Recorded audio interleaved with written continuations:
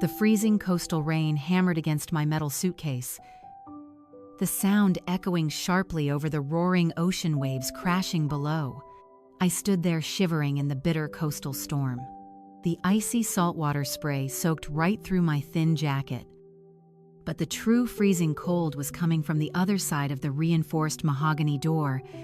There stood Clara, my daughter, the little girl I had carried on my shoulders along the docks, the one I had worked 40 years in marine engineering to provide for. Now she stood with her arms crossed, looking at me not with love or even pity, but with absolute disgust. Her voice pierced through the howling coastal wind, cutting deeper than any physical wound ever could.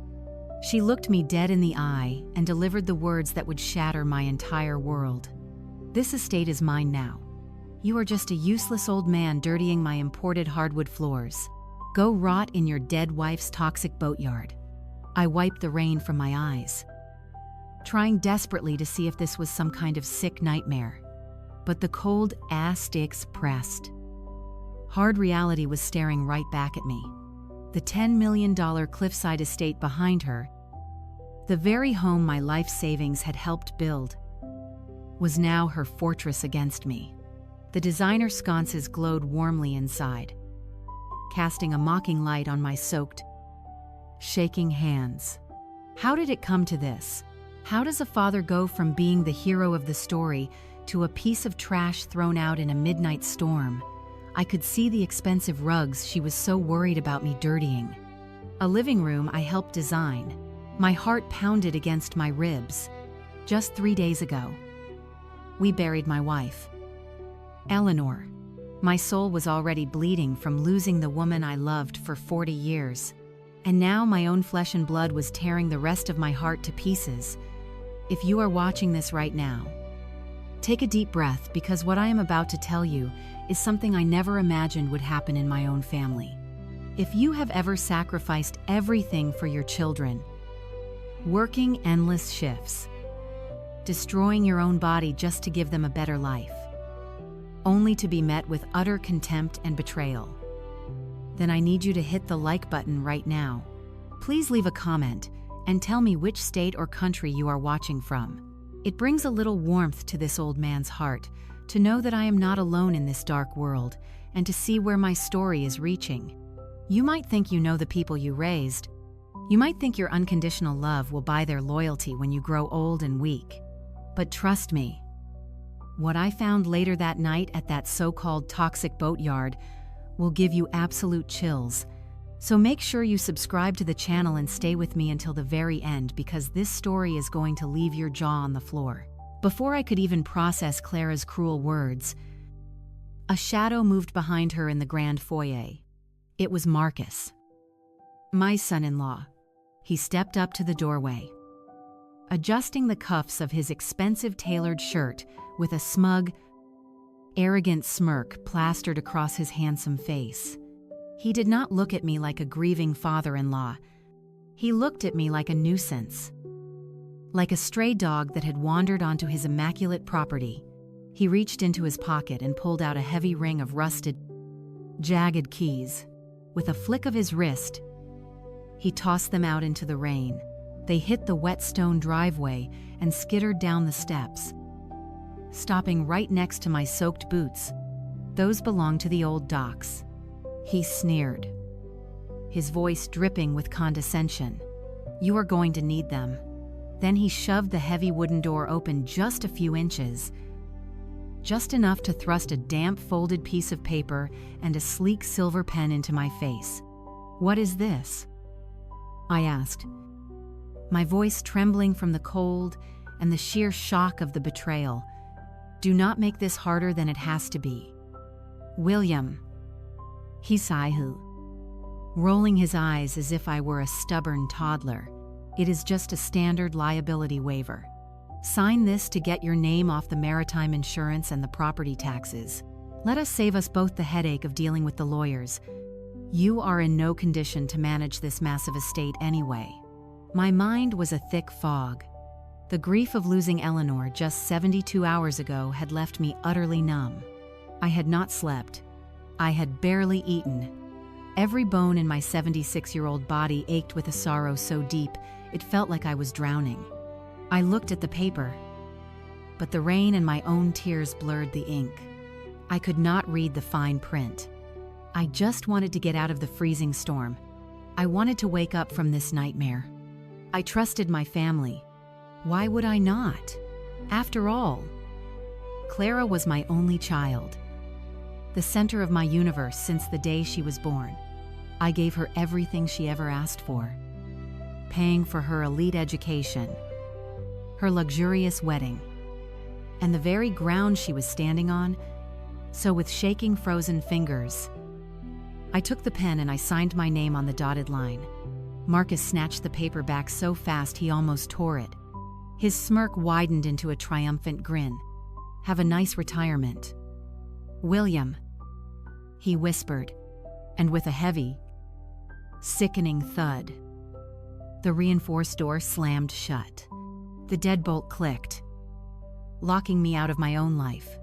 I stood there in the pouring rain, clutching the rusted keys to a run-down boatyard, while my daughter and her husband walked back into the warmth of the estate I paid for. I did not know it yet, but that piece of paper was not for the insurance bills. That signature was the key to my total destruction. But it was also the beginning of my revenge, a revenge that would cost them everything they held dear. I stood on the curb for 20 minutes before a rusty sedan pulled up, its headlights cutting through the relentless downpour. The taxi driver, a tired-looking kid chewing gum, did not even offer to help with my metal suitcase. I heaved it into the trunk myself, the effort sending a sharp ache through my lower back, and climbed into the damp vinyl back seat. The car smelled intensely of stale smoke and cheap pine air freshener. As the tires peeled away from the sprawling gated estates of the coastline, I leaned my head against the cold, foggy window. The rhythmic thumping of the broken windshield wipers felt like a countdown, ticking away the last remnants of the life I once knew. My mind inevitably drifted back to just 12 hours earlier. The mahogany-paneled conference room at the lawyer's office felt suffocating. We were gathered to read Eleanor's will. My beautiful Eleanor. She had always managed our finances, possessing a mind sharper than a steel trap. When the lawyer read the distribution of assets, my heart had skipped a beat. The $10 million estate, our primary residence, was left outright to Clara and Marcus. To me, her husband of 40 years, she left a polluted, abandoned inlet on the forgotten side of the bay that we affectionately called the toxic boatyard. I had been stunned into silence. Seeing my confusion, Clara had immediately leaned across the polished table, placing her perfectly manicured hand over my rough, calloused one. Her eyes brimmed with what I thought were genuine tears. "Dad, you are 76 years old," she had whispered, her voice thick with fake sympathy. "That massive house is right on the cliff edge. It is just too dangerous for you to live there alone. Mom knew what she was doing. She left you the old docks so you could have a quiet, peaceful retirement away from the noise of the city. We will take care of the big house, and we will come visit you all the time." It sounded so reasonable. It sounded like the loving concern of a devoted daughter. In my grief-stricken state, my mind desperately wanted to believe her. I wanted to believe that my wife was protecting me and that my daughter was looking out for my best interests. It was the perfect plausible lie, and I had swallowed it whole. But sitting in the back of this pathetic, rattling car, the illusion dissolved into the bitter reality of the storm outside. I am William Thorne. I spent 40 long, grueling years as a master marine engineer. My hands built half the commercial fleets operating out of the harbor. I did not sit behind a desk pushing paper. I stood on steel hulls hundreds of feet in the air, breathing in welding fumes and sea salt, sacrificing my knees and my back so my family would never know the sting of poverty. I worked 80-hour weeks so Clara could attend the finest private schools, wear the best clothes, and drive a brand new car on her 16th birthday. When she married Marcus, I was the one who handed them the keys to their future. My sweat, my blood, and my broken joints paid for the very foundation they now stood upon.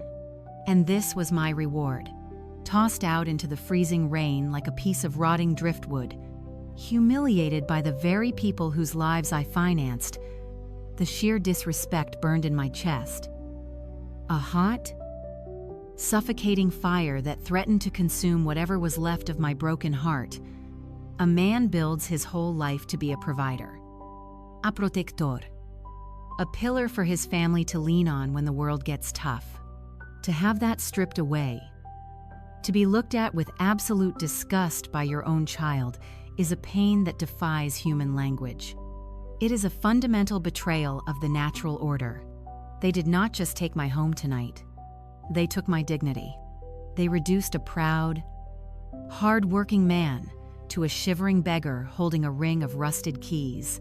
I closed my eyes, trying to suppress the rising tide of anger and sorrow, but the image of Marcus's smug face kept flashing in my mind. The way he tossed those keys. The way he forced that pen into my hand while I was still mourning the love of my life. They thought I was finished. They thought I was just a weak, senile, old fool who would quietly fade away into the fog. But 40 years in the shipyards teaches you a few things about resilience. It teaches you that when a vessel takes on water, you do not just cry over the leak. You assess the damage. You seal the bulkheads. And you rebuild. The affluent city lights slowly faded behind us, replaced by the endless, suffocating darkness of the coastal highway heading toward the forgotten industrial bay. The rain finally stopped. But the atmosphere inside the car grew even heavier. There were no streetlights out here. Only the weak yellow beams of the taxi's headlights cutting through the thick black void. The deeper we drove into the desolate landscape, the more an undeniable sense of dread began to wrap around my throat. The silence was absolute. Save for the hum of the engine and the occasional rumble of a passing freight truck, we were miles away from civilization. Completely isolated, staring out into the pitch-black ocean. My mind began to churn with dangerous questions. Why was Marcus so eager to get my signature tonight?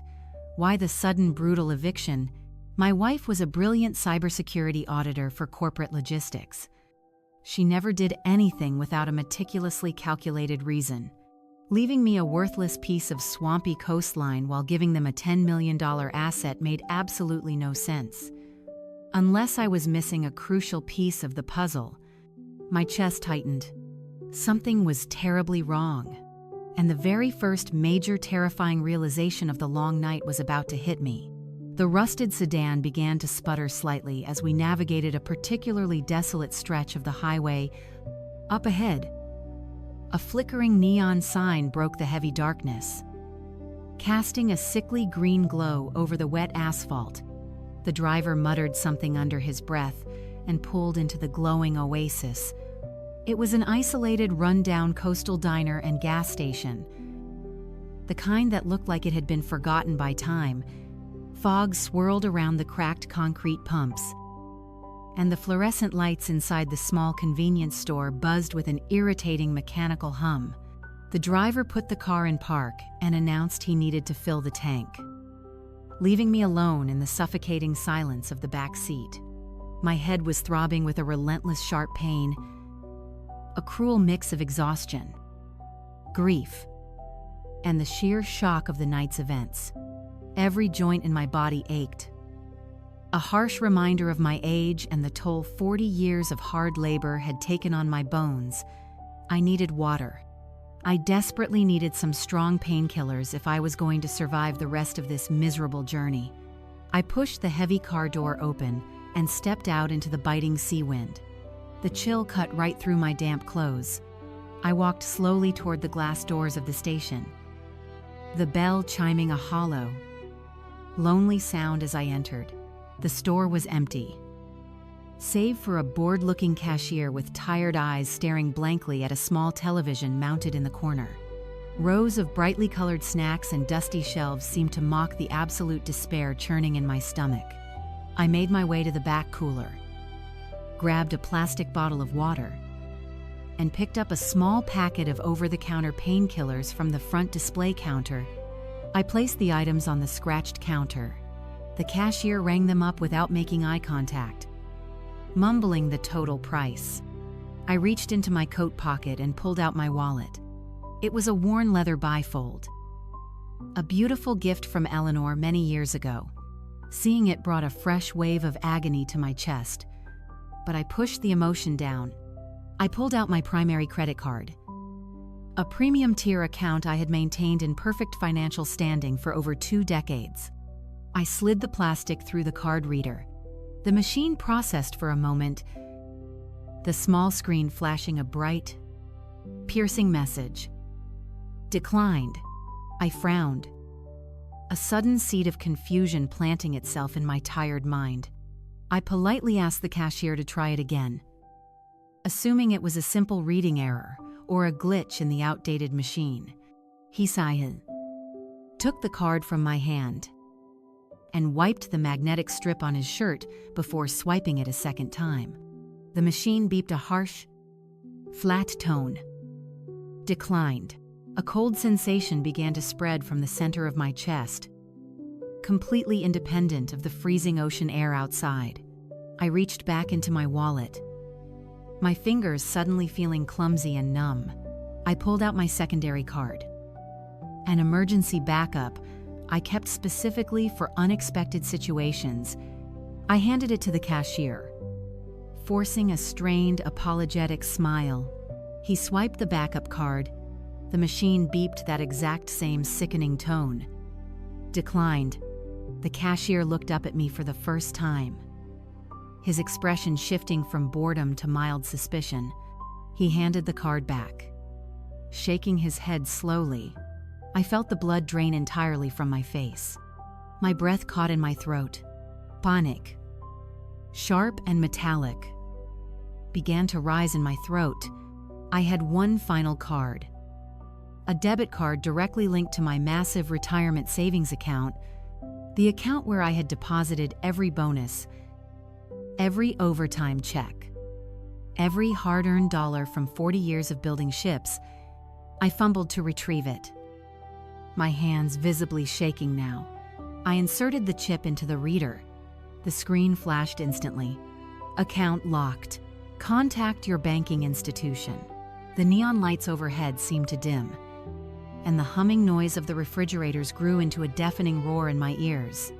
I stumbled backward, leaving the water and the pills on the counter, and pushed my way out the glass doors. I collapsed against the cold brick wall of the gas station, gasping for air as if the oxygen had been sucked out of the world. My 40-year engineer's intuition, the logical, analytical part of my brain that solved complex structural problems, suddenly slammed the puzzle pieces together with violent, unforgiving force. The damp folded paper Marcus had thrust into my face in the rain, the document he casually called a standard liability waiver to get my name off the maritime insurance. I had signed it without reading the fine print, blinded by grief and absolute desperation. It was not a liability waiver. It was a general power of attorney. They did not just evict me from my own home tonight. They had legally authorized themselves to access every single financial asset attached to my name. While I was standing shivering in the freezing storm, waiting for a cheap ride to an abandoned dock, Marcus and Clara were sitting in the warmth of the estate I bought them, draining my entire life savings. They had wiped out the checking accounts. They had liquidated the mutual funds. They had stolen the retirement money I had bled for. They had deliberately orchestrated this exact moment, ensuring I would be completely powerless, penniless, and stranded on the forgotten side of the bay. The realization struck me with the force of a physical blow, bringing me to my knees on the dirty concrete. I was not just an unwanted father anymore. I was a victim of a calculated, ruthless financial slaughter, executed by the very daughter I had loved more than life itself. I slowly forced myself off the freezing cold, dirty concrete, my knees trembling with every agonizing ounce of effort it took to stand upright. The sea wind howled around the desolate gas station, mocking my sudden destitution. I had nothing, no water, no painkillers, and not a single dollar to my name. I finally walked back to the waiting taxi, the cold rain beginning to mist again, clinging to my hair and face like cold sweat. The driver was already behind the wheel, tapping his fingers impatiently against the steering column. I opened the door and collapsed into the vinyl seat, closing my eyes as a profound silence settled between us. He looked at me through the rearview mirror, probably noticing my pale ghost-like complexion, but he did not ask any questions. He simply shifted the car into drive and pulled back onto the pitch-black coastal highway to break the suffocating silence. He reached for the dashboard and turned up the radio. It was a late-night financial news station, the kind that usually droned on about market closures and commodity prices. The steady, monotonous voice of the broadcaster filled the damp cabin, blending with the rhythmic thrum of the engine. I tried to tune it out, my mind still reeling from the devastating blow of my locked bank accounts. But then a specific name pierced through the static and grabbed me by the throat. The broadcaster shifted to a breaking news segment. In corporate news tonight, federal maritime authorities have officially opened a probe into the prominent luxury shipping and logistics firm, Horizon Marine, operated by CEO Marcus Vance. Rumors have circulated for months regarding severe liquidity issues within the firm. Anonymous sources close to the investigation allege massive international smuggling and corporate fraud, pointing to millions of dollars in falsified cargo manifests used to secure unregulated loans from offshore syndicates. The agency suspects the firm is facing imminent insolvency, with potential federal indictments looming on the horizon for its top executives. The young driver reached forward to change the channel, muttering something under his breath about boring rich people problems. But I gasped loudly and ordered him to leave it alone. He froze, startled by the sudden fierce authority in my voice. He lowered his hand and let the broadcast continue. The reporter detailed how Horizon Marine had aggressively overleveraged its position in a massive autonomous superport development project, borrowing heavily from highly dangerous underground cartels. If the firm could not produce substantial immediate capital to cover their margins by the end of the fiscal quarter, they would face total foreclosure and a brutal criminal trial. The broadcast concluded with a warning that investors should expect a complete freeze on the company's assets by the end of the week. The radio faded back into a commercial break. But the damage was done. The sound of the broadcaster's voice echoed over and over in the cramped space of the vehicle. The puzzle pieces snapped together with a violent sickening clarity. Marcus was drowning in a dark, bottomless ocean of catastrophic debt. He was not just a successful businessman going through a rough patch. He was a desperate criminal, standing on the edge of a federal prison sentence. The sudden brutal eviction tonight had absolutely nothing to do with me being an inconvenience or a burden. It had nothing to do with the cliffside estate being dangerous for an old man. That was all a meticulously crafted theatrical lie designed to get me out of the way. They needed total, unquestioned control of my assets to cover his massive financial crimes. They needed the millions I had saved over 40 years of breaking my back in the shipyards to plug the gaping, bleeding holes in his fraudulent company. Clara knew everything. My own daughter, the child I had protected and provided for her entire life, was fully complicit in this slaughter. She had sat right next to me at the lawyer's office that very morning, squeezing out fake tears, playing the role of the concerned Fraumet, loving daughter, While secretly plotting to leave me penniless and stranded on the coast, they forced me to sign that general power of attorney because they needed immediate access to my retirement funds to fend off the federal investigators and the dangerous syndicates breathing down Marcus's neck.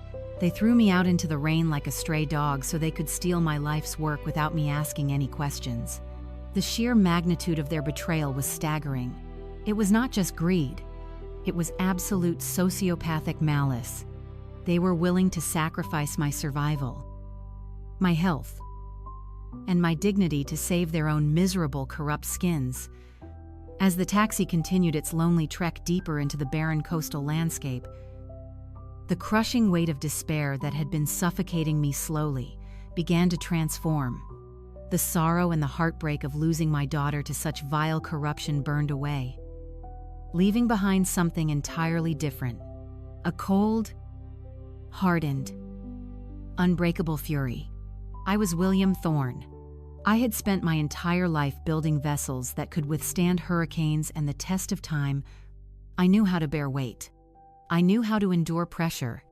And I knew exactly how to sink a rotten ship down to the ocean floor.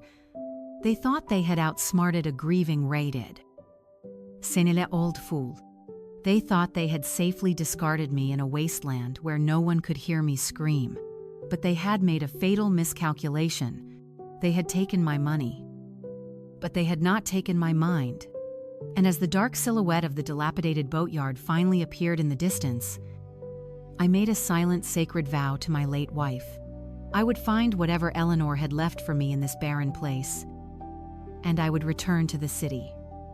Not as a broken victim, but as the architect of their absolute and total destruction. They would pay dearly for this unforgivable absolute betrayal. The rusted sedan finally slowed down, its tires crunching loudly against a badly damaged gravel road. The headlights swept across a landscape that looked like it had been entirely abandoned for decades. The driver threw the car into park, the engine idling with a rough, uneven cough. "We are here," he announced quietly, pointing toward the darkness beyond the windshield. He did not ask for his fare, likely having been prepaid by Marcus through the ride app to ensure I was dumped precisely at this miserable location. I opened the heavy door and stepped out into the biting coastal wind. The driver popped the trunk and I pulled out my cold metal suitcase. Before I could even turn around to thank him, the car was already reversing, its red taillights fading quickly into the oppressive black void of the night. I was entirely alone. I stood there for a long moment, letting my tired eyes adjust to the darkness.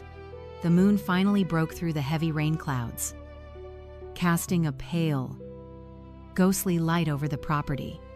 It was exactly as Clara had mocked during the reading of the will.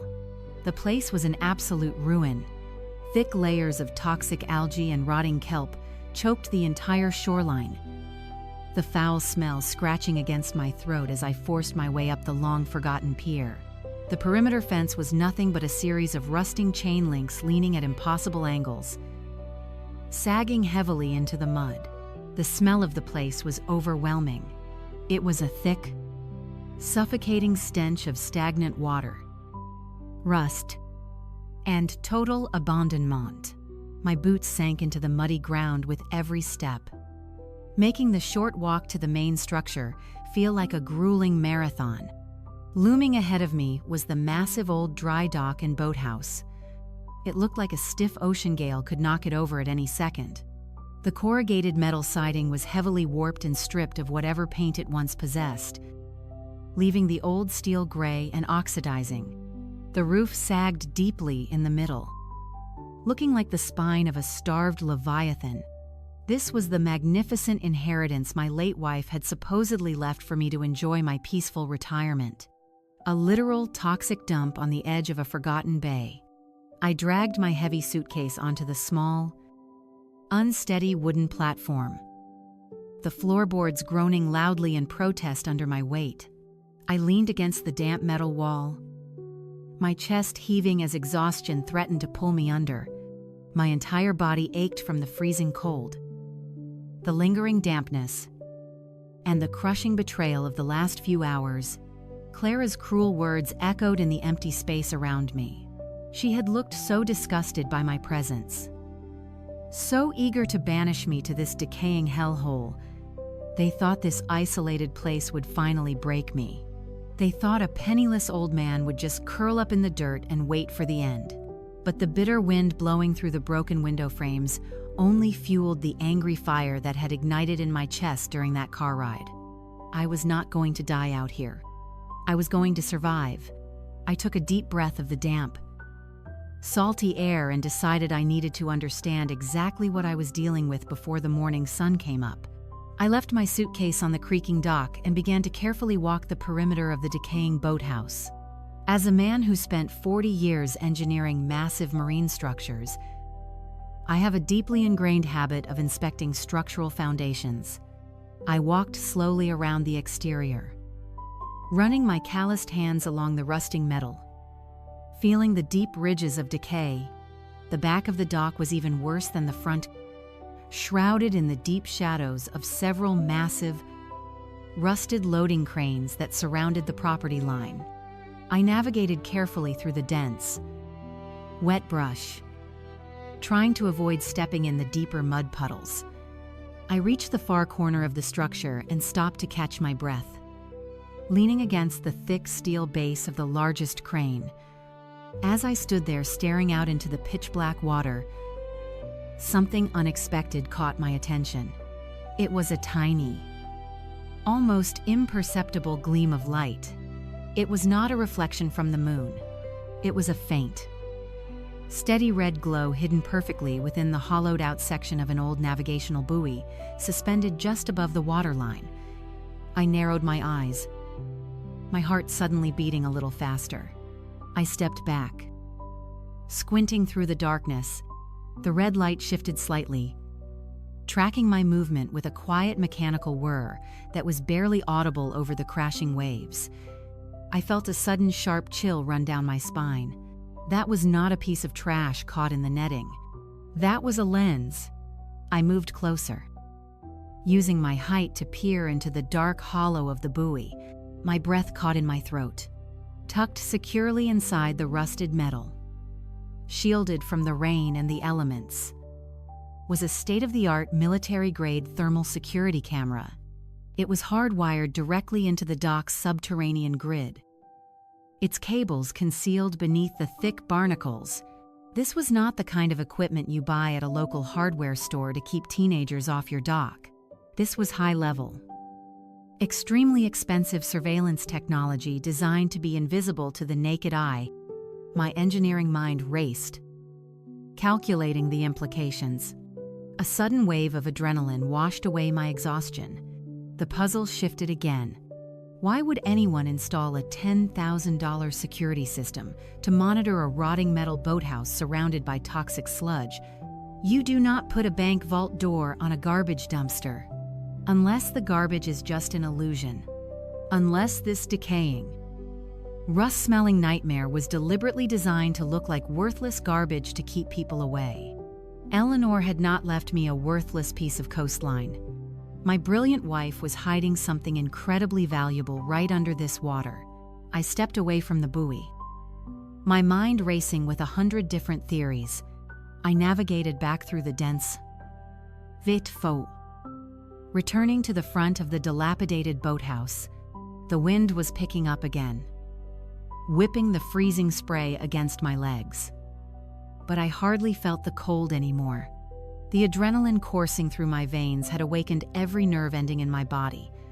I walked up to the large, sagging metal double doors of the boathouse. Hanging from a heavy iron latch was a thick rusted padlock that looked like it had not been touched in 50 years. I reached into my damp coat pocket and pulled out the ring of rusted keys Marcus had so arrogantly tossed at my feet back at the estate. My fingers were stiff from the freezing rain. But I managed to find a heavy brass key that looked like a match. I slid the jagged metal into the base of the padlock. It resisted at first, grinding against decades of grit and corrosion. But with a firm, determined twist of my wrist, the internal mechanism clicked. The heavy lock popped open in my hand. I pulled it free and let it drop onto the muddy wooden boards. I grabbed the iron latch and pulled with all my remaining strength. The massive metal doors groaned in protest, their rusted hinges shrieking loudly against the quiet coastal night. I expected to be greeted by the suffocating stench of rotting fish, spille diesel, and decades of accumulated rust. I expected to step onto a soft, unstable wooden floor. But as the metal doors swung outward, revealing the interior shadows, my breath caught in my throat. What lay behind that decaying metal facade was not a boathouse at all. Just 2 feet inside the threshold, completely concealed from the outside world, stood a secondary barrier. It was a massive drop-forged titanium blast door, seamlessly integrated into a reinforced concrete bulkhead. The surface of the door was smooth and cold, painted a matte gray that absorbed the faint moonlight filtering in from outside. It looked like the entrance to a subterranean nuclear submarine pen. My eyes traveled across the imposing metal surface until they landed on a sleek black panel mounted at eye level. A small, glowing red laser swept back and forth across a glass lens. A retinal scanner. Just beneath it, a pristine illuminated digital keypad glowed with a soft blue light. The contrast was absolutely jarring. Outside was a rotting, worthless shell of a building completely ignored by the world. Inside was a piece of impenetrable high-tech engineering that must have cost an absolute fortune to install. Eleanor had built a fortress, and she had hidden it right in the middle of nowhere. I stood frozen in front of the illuminated keypad, staring at the soft blue numbers glowing in the dark. My hands began to tremble, not from the biting sea wind, but from the overwhelming realization of what my wife had orchestrated. Eleanor was a master of secrets. As a corporate cybersecurity auditor, she spent her entire career untangling complex webs of hidden digital assets and corporate deception. She knew exactly how to conceal things from prying eyes. But she also knew that I would be the one standing here eventually. She would have left a way in for me. The retinal scanner was useless, likely programmed only for her eyes. But the keypad offered a chance. I closed my eyes and thought about my brilliant, beautiful wife.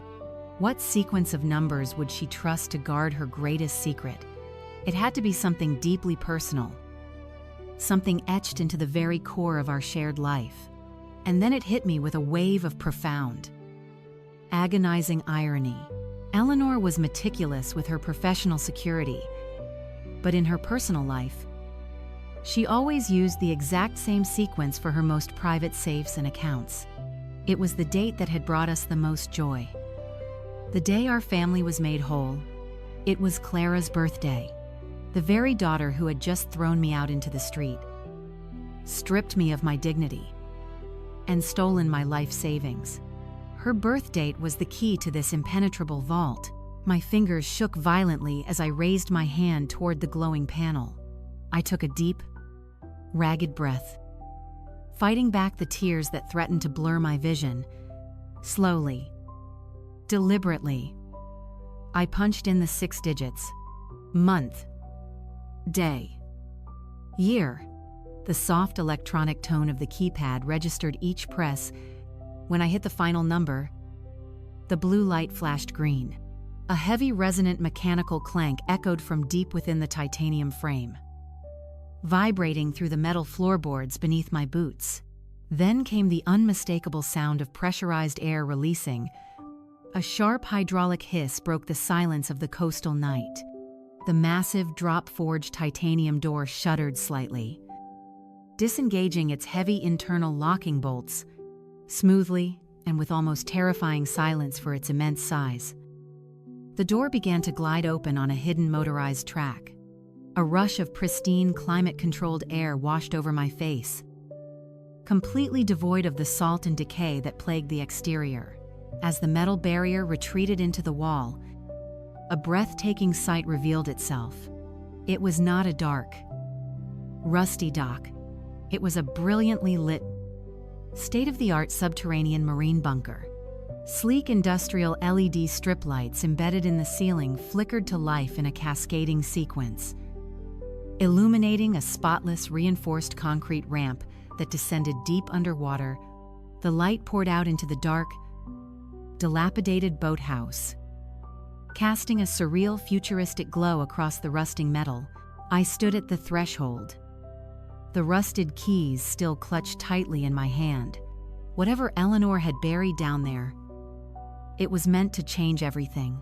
With my heart pounding relentlessly against my ribs, I stepped out of the cold, brutal night and began my descent into the brightly lit depths of my wife's hidden world.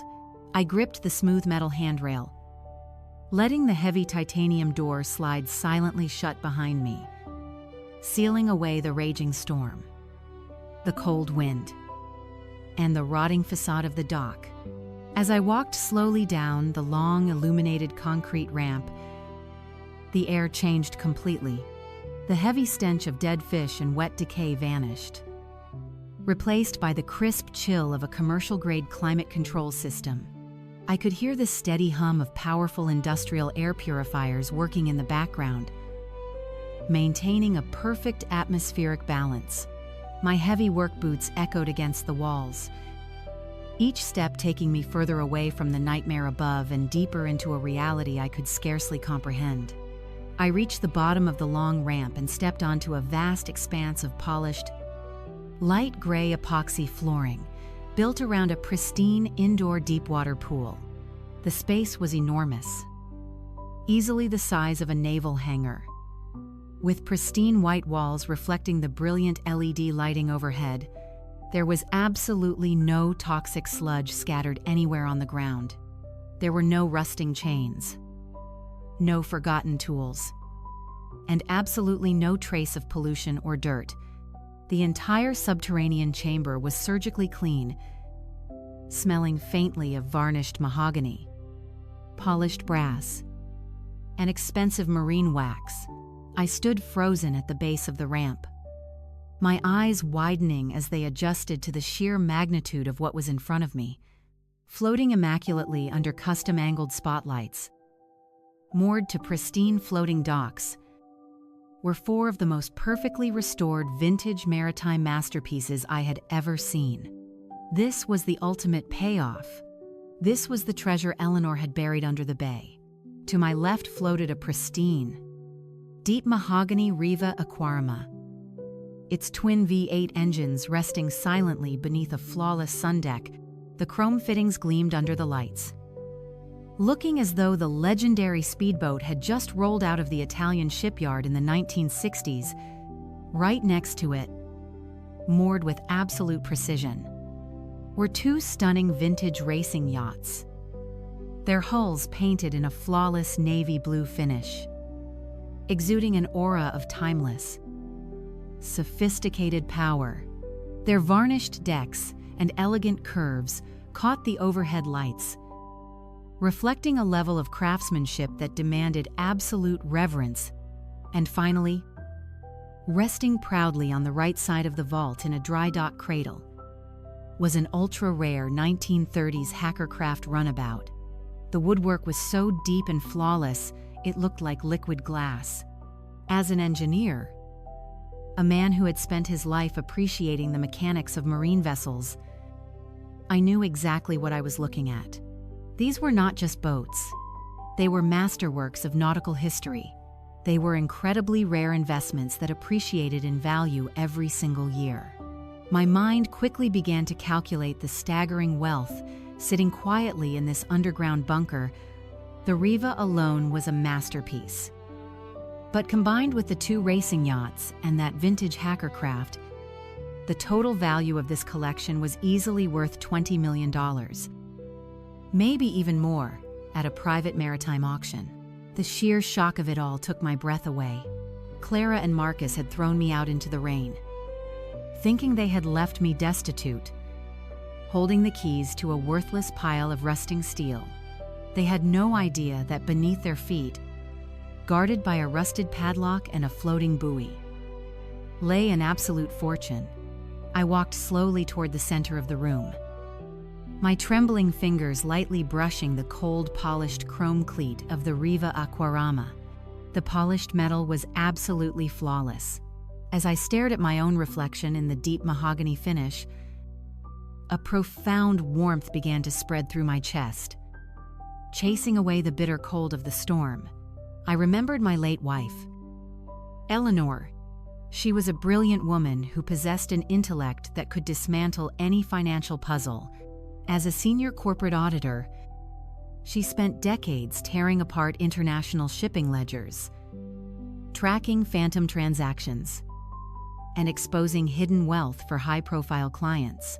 She knew the mechanics of deception better than anyone on Earth. And looking around this magnificent sanctuary, I finally understood what she had been doing for the last 5 years of her life. The memories came flooding back, snapping into sharp focus. I remembered the late nights she spent locked in her home office, staring at heavily encrypted hard drives. I remembered the mysterious offshore wire transfers she would casually wave off as portfolio restructuring, telling me she was moving our capital into safe municipal bonds to secure our retirement. She had not been buying bonds. She had been quietly methodically liquidating our most vulnerable assets, converting massive amounts of cash into these untraceable, high-yield nautical masterpieces and hiding them here, far away from the prying eyes of the banking system. This bunker was her ultimate masterpiece. It was a completely self-sustaining sanctuary designed to protect the wealth we had built together. Eleanor had seen the storm coming long before I ever noticed the dark clouds. She had looked at Marcus with his expensive suits and arrogant smile, and her auditor's intuition had instantly recognized a predator. She knew that he was a desperate man who would eventually drag our daughter down into his sinking ship of debt and fraud. She knew my unconditional love for Clara would blind me to the danger, making me an easy target for their financial slaughter. So my brilliant wife built me a lifeboat. She constructed this underwater fortress, secured it with our daughter's birthday as a painful reminder of why it was necessary, and left it waiting for the exact moment my world collapsed. I stood alone in the brilliant light of the vault, surrounded by millions of dollars in gleaming mahogany and chrome, and I wept. They were not tears of grief, but of profound gratitude. Eleanor had reached back from beyond the grave to save my life. I wiped the tears from my face, my sorrow hardening back into that cold, unbreakable fury. I was no longer just a penniless, broken old man. I was armed, I was funded, and I was completely ready to go to war. I tore my gaze away from the magnificent vessels and began to inspect the rest of the underground sanctuary. Beyond the circle of overhead spotlights, tucked into a quiet corner of the massive concrete room, sat a heavy teakwood desk. It looked exactly like the one Eleanor used in her home office, complete with her favorite leather chair. I walked over to it, my footsteps echoing softly against the epoxy floor. Resting on top of the desk, bolted securely to the heavy wood, was a sleek black biometric safe.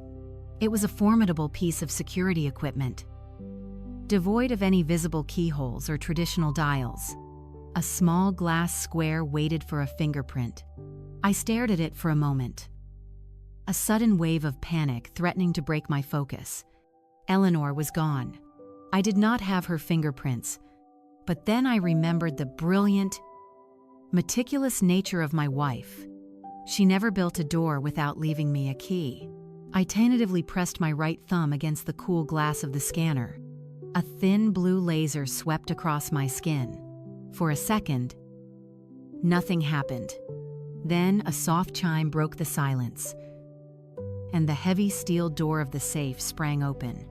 She had programmed my biometric data into the system long before she passed away, ensuring I would be the only person capable of accessing her final secrets. I reached inside the dark velvet-lined interior and pulled out 2 items, The first was a thick sealed envelope bearing the seal of an independent maritime legal firm. It was her true, legally binding, last will and testament, completely overriding the fraudulent document Clara and Marcus had presented earlier that morning. The second item was much heavier. It was a massive waterproof briefcase, easily 3 inches thick, completely stuffed with decrypted international shipping manifests, offshore banking ledgers, and printed emails. Printed in bold gold lettering across the front cover were the words Audit and Federal Risk Assessment.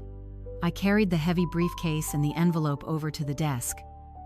Turning on the small brass reading lamp, I sat down in Eleanor's leather chair, the familiar scent of her perfume lingering faintly in the air, wrapping around me like a warm embrace. I opened the briefcase. Resting on the very top of the massive stack of audit reports was a single piece of crisp white stationery. It was a handwritten letter from Eleanor addressed directly to me. My hands trembled as I recognized her elegant, sweeping cursive. I took a deep breath, steeling my nerves against the pain of hearing her voice in my mind one last time, and began to read the final words my wife ever wrote to me. My dearest William, the letter began, "If you are reading this, it means my illness has finally taken me, and you have discovered the sanctuary I built for our protection. I am so deeply sorry for the pain you are going through right now. And I am even more sorry for the terrible truth I must reveal to you. I did not want to break your heart while I was still alive. But you need to know exactly what our daughter and her husband have done." I read the next few paragraphs, and with every sentence, the blood froze in my veins.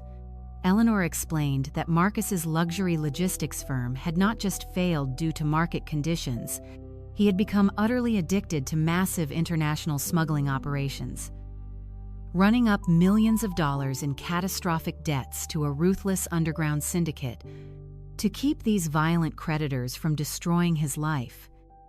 Marcus had secretly forged my signature and used our beautiful $10 million cliffside estate as collateral to secure a massive, unregulated loan. I stared at the paper in absolute disbelief. The home I had poured my life savings into, the roof I had painstakingly secured for my family, was currently owned by violent criminals. But the darkest, most horrifying truth was yet to come. The letter continued. "William, my love, Clara knew everything from the very beginning. She willingly helped Marcus forge the property documents because she wanted to maintain her lavish, wealthy lifestyle at all costs. The Federal Coast Guard and maritime authorities have been building a massive fraud and money laundering case against Marcus for months. Their agents are preparing to raid the cliffside estate and seize the property within the next few days.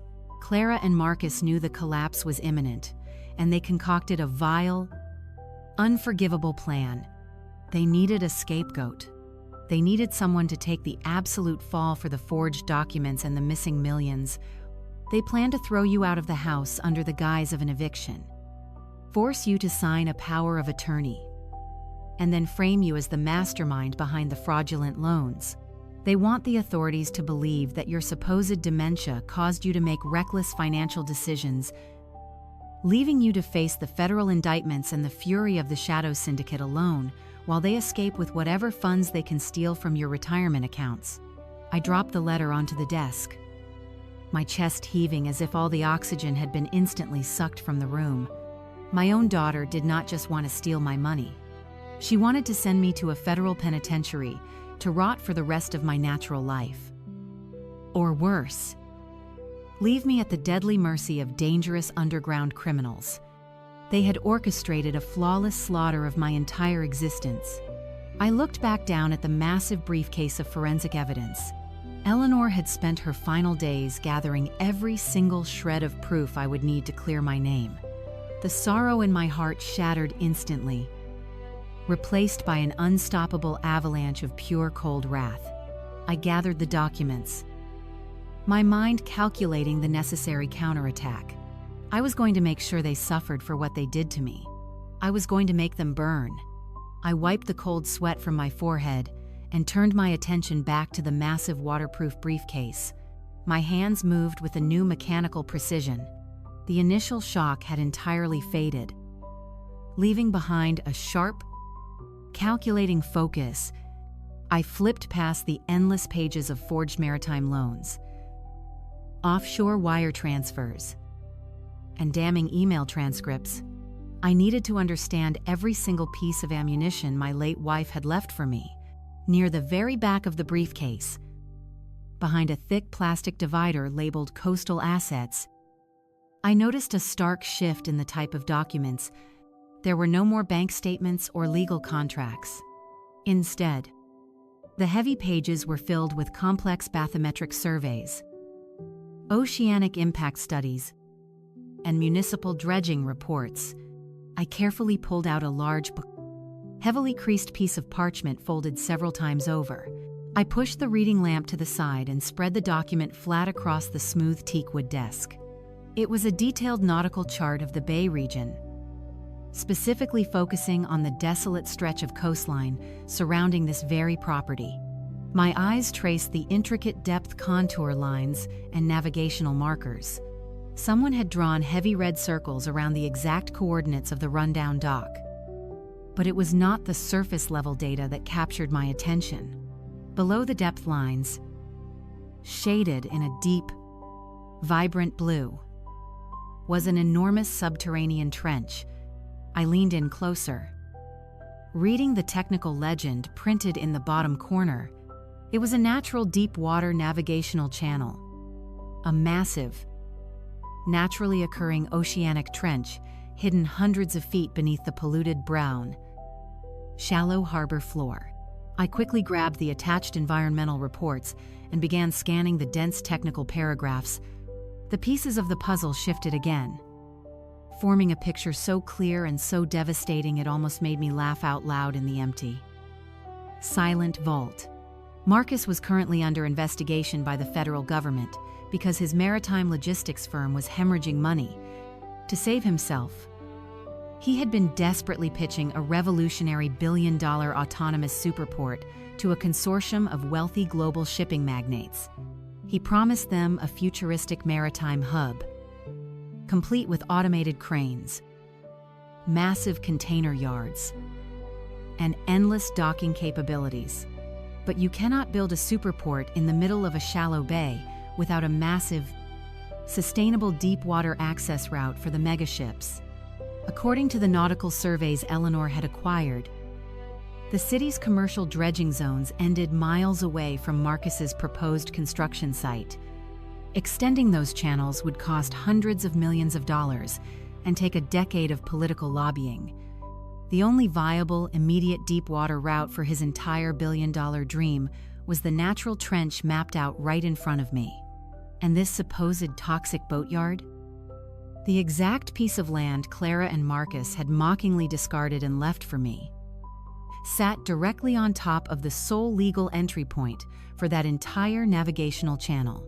The reports detailed how Marcus had secretly spent millions trying to find an alternative route, running test dredges on neighboring coastlines. But every single attempt had hit impenetrable bedrock. The geography of the underwater rock formations funneled every single megaship directly beneath the rotting metal boathouse sitting above my head. Eleanor had discovered this secret.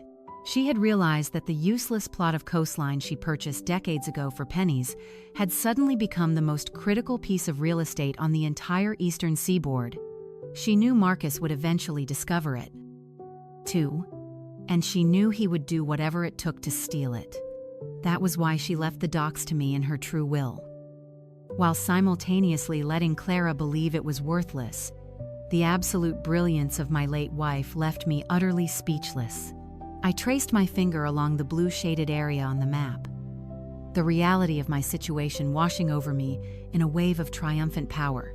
Whoever owned the deed to this isolated, rust-covered dock controlled the absolute future of Marcus's entire corporate existence. He could forge all the property deeds in the city. He could borrow millions from the criminal underworld, and he could secure backing from the wealthiest shipping magnates on the planet. But without the navigational rights beneath my feet, his visionary superport was nothing but a pile of rusting cranes. His company would collapse, his investors would demand their money back, and the federal authorities would lock him away for the rest of his miserable life. The coastline above me was not worthless. It was not a toxic dump. According to the conservative estimates in Eleanor's financial projections, the exclusive inlet rights alone were worth a staggering $40 million to the right commercial developer. I sat back in the leather chair, staring at the gleaming mahogany of the Riva Aquarama floating quietly in the bunker. They thought they had buried me. They thought they had stripped me of my home, my money, and my dignity, leaving me to die in poverty while they danced on my grave. Instead, they had unknowingly handed me the ultimate weapon. I possessed the very thing Marcus desperately needed to save his life. He was going to come looking for it.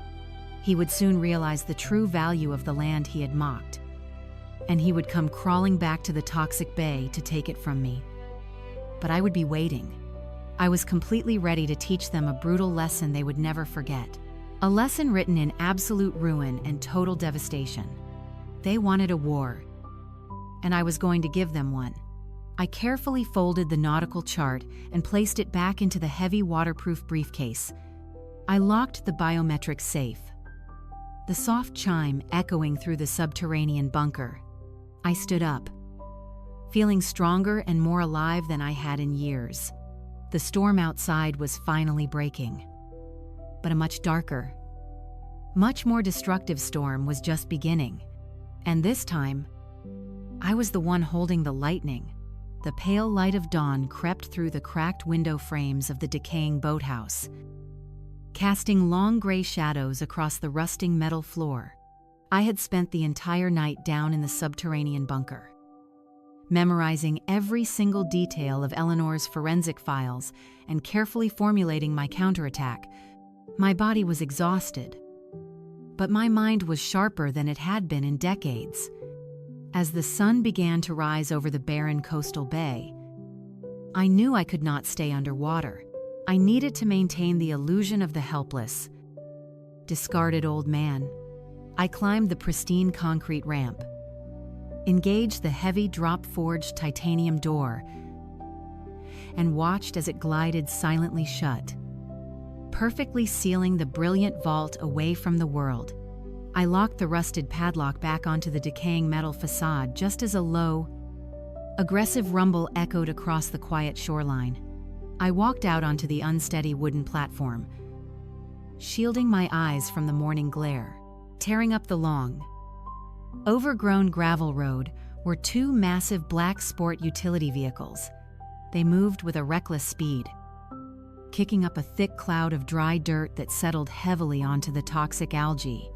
The vehicles slammed to a halt just a few yards from the dock, their heavy doors swinging open in unison. Marcus stepped out first. The smug, arrogant smirk he wore the night before at the cliffside estate was entirely gone, replaced by a tight, frantic expression of barely contained panic. He was no longer dressed in his relaxed evening wear, but wore a sharp, dark business suit that looked entirely out of place in the industrial sludge. Right behind him emerged Clara, my daughter, her face pale and her eyes darting nervously around the dilapidated property. They were not alone. From the second vehicle, two large, intimidating men stepped out into the morning fog.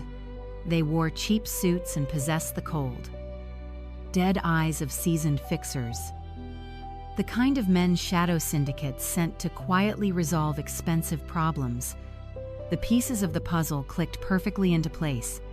Marcus's foreign investors or his underground creditors had finally demanded proof of the navigational rights for his billion-dollar superport project. He had likely spent the early hours of the morning frantically tearing through the cliffside estate, searching for the original property deed to this dock, only to realize Eleanor had never kept it there.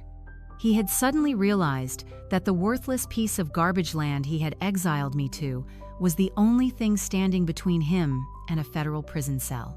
He needed the original physical deed, and he needed it immediately to secure his fraudulent loans.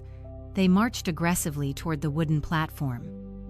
Kicking aside the rotting kelp and debris, Marcus glared up at me, his chest heaving as he tried to project an air of absolute authority. His jaw was clenched tight, and his fists were balled at his sides, betraying the immense, suffocating pressure he was currently facing from his lenders. Did you think I was going to scream at them? Did you think I would stand on the dock and confront my daughter for her unimaginable betrayal? Survivors know how to play the long game.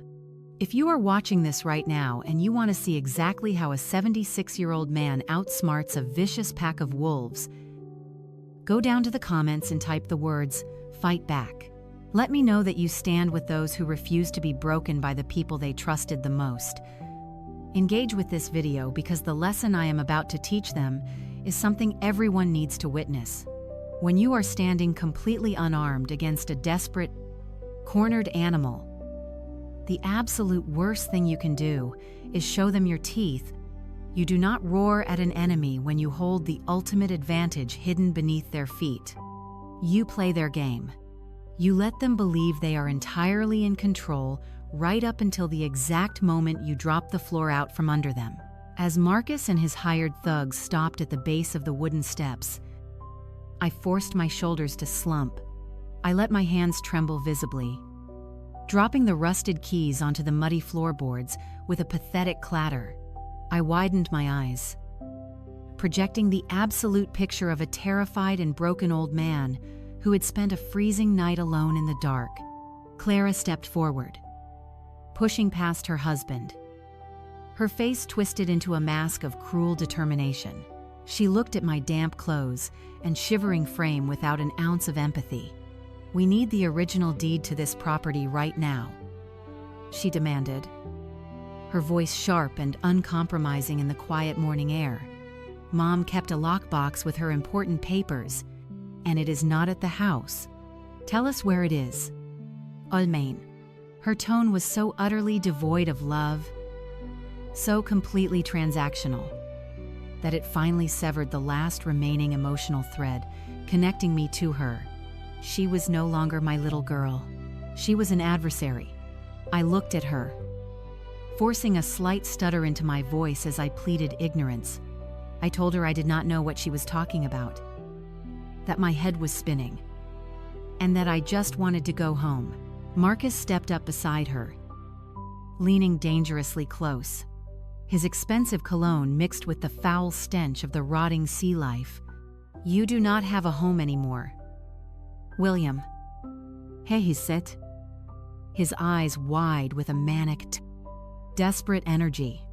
"You belong to us now. Give me the damn deed, or these two gentlemen are going to tear this garbage pile apart piece by piece with you inside it." He gestured to the two silent fixers who cracked their knuckles in practiced unison. They thought they had just backed a helpless victim into a corner. They had absolutely no idea they had just walked willingly into the jaws of a trap. Clara took another step closer, closing the distance between us until she was standing right at the edge of the rotting wooden platform. She reached into her expensive designer handbag and pulled out a neatly folded piece of paper. It was not the deed. It was the document I had signed in the freezing rain the night before. The general power of attorney. She held it up, letting the morning sea breeze catch the edge of the heavy legal paper. "You really do not understand the situation you are in, Dad," she said, her voice dropping into a cold, the clinical tone that sounded completely foreign to me. "You actually think you can just hide out here and play the stubborn old man, but you do not have that luxury anymore. We do not actually need you to willingly hand over the property deed. It would just make things much faster." She tapped her manicured fingernail against the signature line where I had blindly written my name. "Because of this little document, I have complete legal authority over your medical and financial decisions.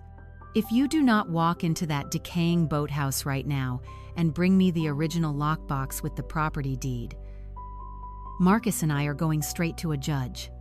We already have the paperwork drawn up. We are going to file for a forced placement in a state-run memory care facility. You will be declared legally incompetent due to severe dementia. And as your official guardian, I will just sign the property deed directly over to Marcus's company myself. So you have a simple choice. You give us the deed right now and maybe we let you stay in a cheap assisted living facility. Or you refuse. And you spend the rest of your miserable life locked in a secure ward, heavily medicated, and completely forgotten. The choice is yours. But we are leaving here with that land today. Marcus slowly crossed his arms, a highly sickening grin returning quickly to his arrogant face. He nodded toward the two massive fixers standing silently by the vehicles. If we really have to do this the hard way tonight, William, my associates here are fully trained in patient extraction. They will physically drag you out of here violently, throw you in the back of that black SUV, and deliver you straight to the psychiatric intake facility. The doctors are already expecting a combative senior citizen. Any resistance you show will just prove to them exactly how unhinged you have become. You are now entirely and hopelessly trapped. I stood silently there on the creaking wooden dock, the ocean wind suddenly feeling colder than the storm from the night before. I had spent the entire night preparing myself for a financial battle. I had armed myself with Eleanor's forensic audit, ready to destroy their fraudulent empire. But I was not prepared for this level of absolute sociopathic cruelty. The sheer malice radiating from my own daughter completely paralyzed me. This was the child I had held in the delivery room, weeping with joy.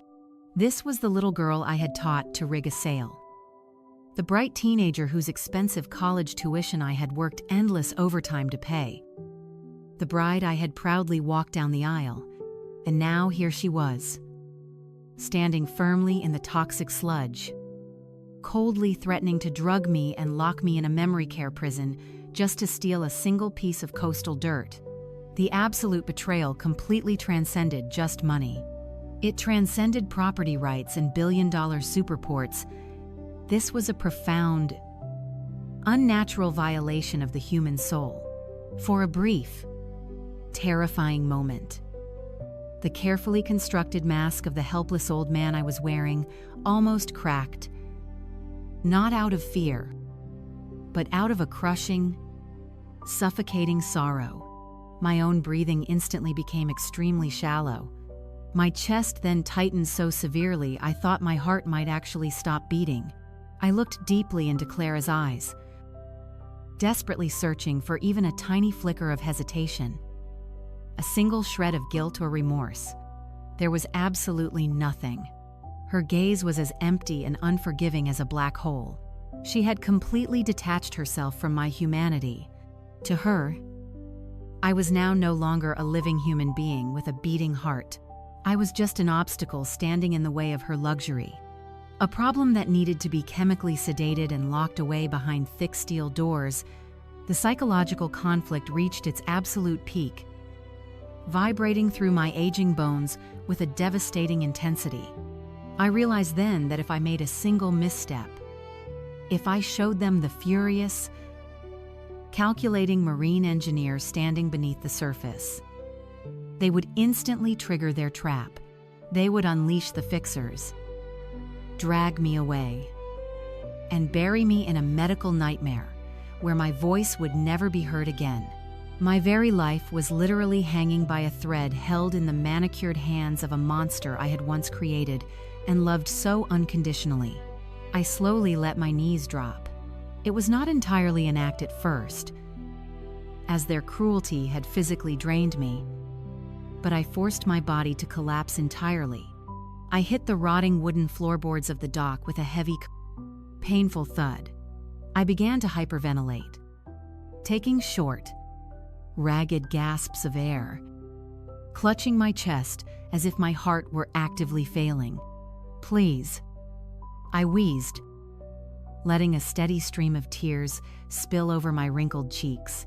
Please, Clara, do not let them take me to that dark ward. I am so terribly confused. My mind is incredibly foggy since your beautiful mother passed away. I pressed my forehead against the damp wood, sobbing loudly, painting the exact picture of the broken old man they wanted. I began to ramble uncontrollably, stringing together disjointed sentences about Eleanor, about the freezing rain, about things that made no sense to anyone. I need to find the metal box, I cried out, my voice cracking with a pathetic, high-pitched desperation. Eleanor hid the metal box. She put the papers inside it for safekeeping. But I just cannot remember where she buried it. Everything is just so dark. And my precious memory is slipping away from me faster every single hour. Give me some time. Just give me time to remember. Marcus scoffed loudly, stepping back rapidly as if my tears might infect his tailored suit. Oh, for heaven's sake. Look at him right now. Clara, he muttered, his voice dripping with absolute disgust. He is completely losing his mind. He probably buried the damn thing somewhere out in the sludge like a dog. Clara looked down at me, her expression hardening into a mask of pure, unadulterated irritation. Stop crying right now. Dad, she snapped, treating me exactly like a disobedient toddler. It is completely pathetic to watch. Where did Mom put the lockbox? I shook my head frantically, wrapping my trembling arms around my knees and rocking back and forth on the creaking platform. I do not know. I whimpered, staring blankly at the muddy gravel below my heavy boots. I just need a little quiet time to clear my head. 2 days. Just give me 48 hours. If I can just walk the property and look at the water, I know I will definitely remember where she put it. Please. I am begging you on my hands and knees. Do not send me to the hospital. I promise I will find your papers. Marcus sighed heavily, rubbing his temples in extreme visible frustration. We do not have 48 hours to waste on this useless lunatic. He hissed at his wife, though I could hear every single word clearly. We need that physical deed before the maritime examiners return to our corporate office on Monday morning. Clara held up a manicured hand, silencing him instantly. She stared down at my trembling destiers. Pathetic form, coldly calculating the logistical odds. If we try to forcibly commit him today, the bureaucratic paperwork at the state facility could easily delay us by a week. She whispered sharply to Marcus. The psychiatric evaluation process takes valuable time, and we absolutely do not have time. If he thinks he can find it out here in the dirt, let him die. We will come back in exactly 2 days. Marcus scowled, clearly unhappy with the delay. But he knew she was right about the legal system. He glared down at me, his eyes narrowing with a vicious crowing. Unspoken threat. You have exactly 48 hours. Old man. He sneered, pointing a perfectly manicured finger at my face. If you do not have that original property deed in your hands when we return on Sunday morning, I will personally drag you by your thinning hair and throw you into a locked memory ward myself. Do you understand me? I nodded weakly, continuing to sob and rock back and forth, refusing to make eye contact, disgusted by my pathetic display. Clara turned on her expensive heels and marched swiftly back toward the idling black vehicles. Marcus followed closely behind her, signaling for the 2 massive fixers to stand down and return to the second car. The heavy car doors slammed shut in rapid succession, a sound that echoed sharply across the quiet coastal landscape. The engines roared to life, kicking up another massive cloud of dry dirt and gravel as they violently reversed out of the long driveway. I remained on my knees, keeping my head bowed until the sound of their tires completely faded into the distance. The second their red taillights vanished beyond the horizon, my entire physical demeanor shifted. The trembling stopped instantly. The pathetic, ragged breathing smoothed out into slow, measured, completely controlled breaths. My tears dried up like rain on a hot asphalt highway. I placed my hands flat against the wooden floorboards and pushed myself up to a full commanding standing position. I rolled my shoulders back.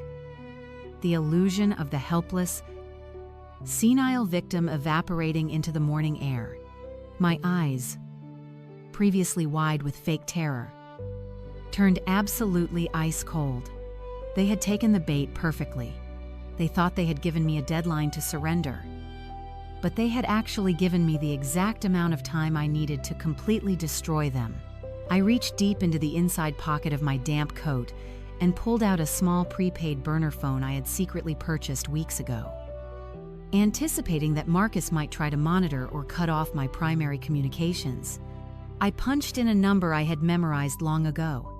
It rang twice before a deep, familiar voice answered the line. "Thomas," I said, my voice steady, resonant, and entirely devoid of fear. "It is William." Yes. It happened exactly as Eleanor predicted. Marcus is drowning, and they just tried to force me into a medical facility. They gave me 48 hours. I need you to gather everything we discussed yesterday. It is time to execute her final master plan. The sun dipped below the rugged coastal horizon, plunging the barren landscape back into a deep, familiar darkness. The ocean wind howled against the rusting metal frame of the boathouse above, but down here, surrounded by millions of dollars in pristine nautical history, I was perfectly safe from the elements. I waited in the absolute silence of the underwater bunker, surrounded by the flawless vintage boats that Eleanor had so carefully procured. Just before midnight, the heavy titanium door hissed open, and the sleek, polished shoes of Thomas Sterling clicked against the concrete ramp. He was a brilliant attorney, a man who possessed a quiet, lethal intelligence, perfectly matched to my late wife. But Thomas was not alone. Walking silently behind him was an older, sharply dressed gentleman carrying two massive reinforced steel briefcases. This was the discreet private maritime collector Thomas had promised to contact. He was a man of immense wealth who operated entirely outside the traditional banking system, specializing in acquiring rare nautical masterpieces without leaving a single paper trail for the authorities to follow. I guided them toward the center of the brightly lit room, my footsteps echoing loudly against the smooth epoxy floor. The collector stopped dead in his tracks the moment his eyes landed on the pristine, deep mahogany Riva Aquarima. He walked around the vessel with a quiet, almost religious reverence, tracing his gloved fingers over the flawless chrome fittings and the varnished wooden deck. He did not need to check the twin V8 engine blocks or ask for a detailed service history. A man of his caliber knew exactly what he was looking at. Recognizing the sheer perfection of the restoration work, he turned to me, offering a single respectful nod. He placed the heavy briefcases onto Eleanor's teakwood desk and popped the metallic latches. Inside, stacked with absolute precision, were bundles of crisp, unmarked $100 bills, $2.5 million in cold and untraceable cash. It was a staggering amount of physical currency, carrying a distinct sharp smell of fresh ink and paper that filled the enclosed space. Selling the Riva felt like letting go of a piece of my wife's magnificent legacy, a brief pang of sorrow echoing in my chest. But as I looked at the towering stacks of money, I knew this was exactly what she had intended. This bunker was not a museum meant to gather dust. It was a fully stocked armory prepared for a financial war. I reached out and shook the collector's hand to finalize the agreement. He respectfully maneuvered the Riva out of the bunker through the submerged sea doors, the engines roaring with a beautiful ferocity, and steered it out into the dark bay, leaving Thomas and me alone with the resources I desperately needed. I was no longer a penniless old man entirely at the mercy of my daughter's cruel ambitions. I now possessed a formidable war chest, and it was time to actively prepare for the upcoming slaughter. Thomas wasted absolutely no time. Badum. He had facilitated the next crucial phase of our counterattack. He used a portion of the untraceable cash to secure the services of an elite private security firm based out of the city. These were not the cheap, low-level thugs Marcus had hired to intimidate me. These were highly trained former Navy SEALs who specialized in corporate protection and high-threat extraction. I met with the lead security contractor, a broad-shouldered veteran with cold, calculating eyes, and handed him a thick envelope of cash. I gave him a detailed dossier on Marcus, Clara, and the two fixers they had brought to the dock. I instructed him to establish a total surveillance net around the Cliffside Estate and the Royal Yacht Club, where Marcus was desperately trying to finalize his fraudulent Superport development deal.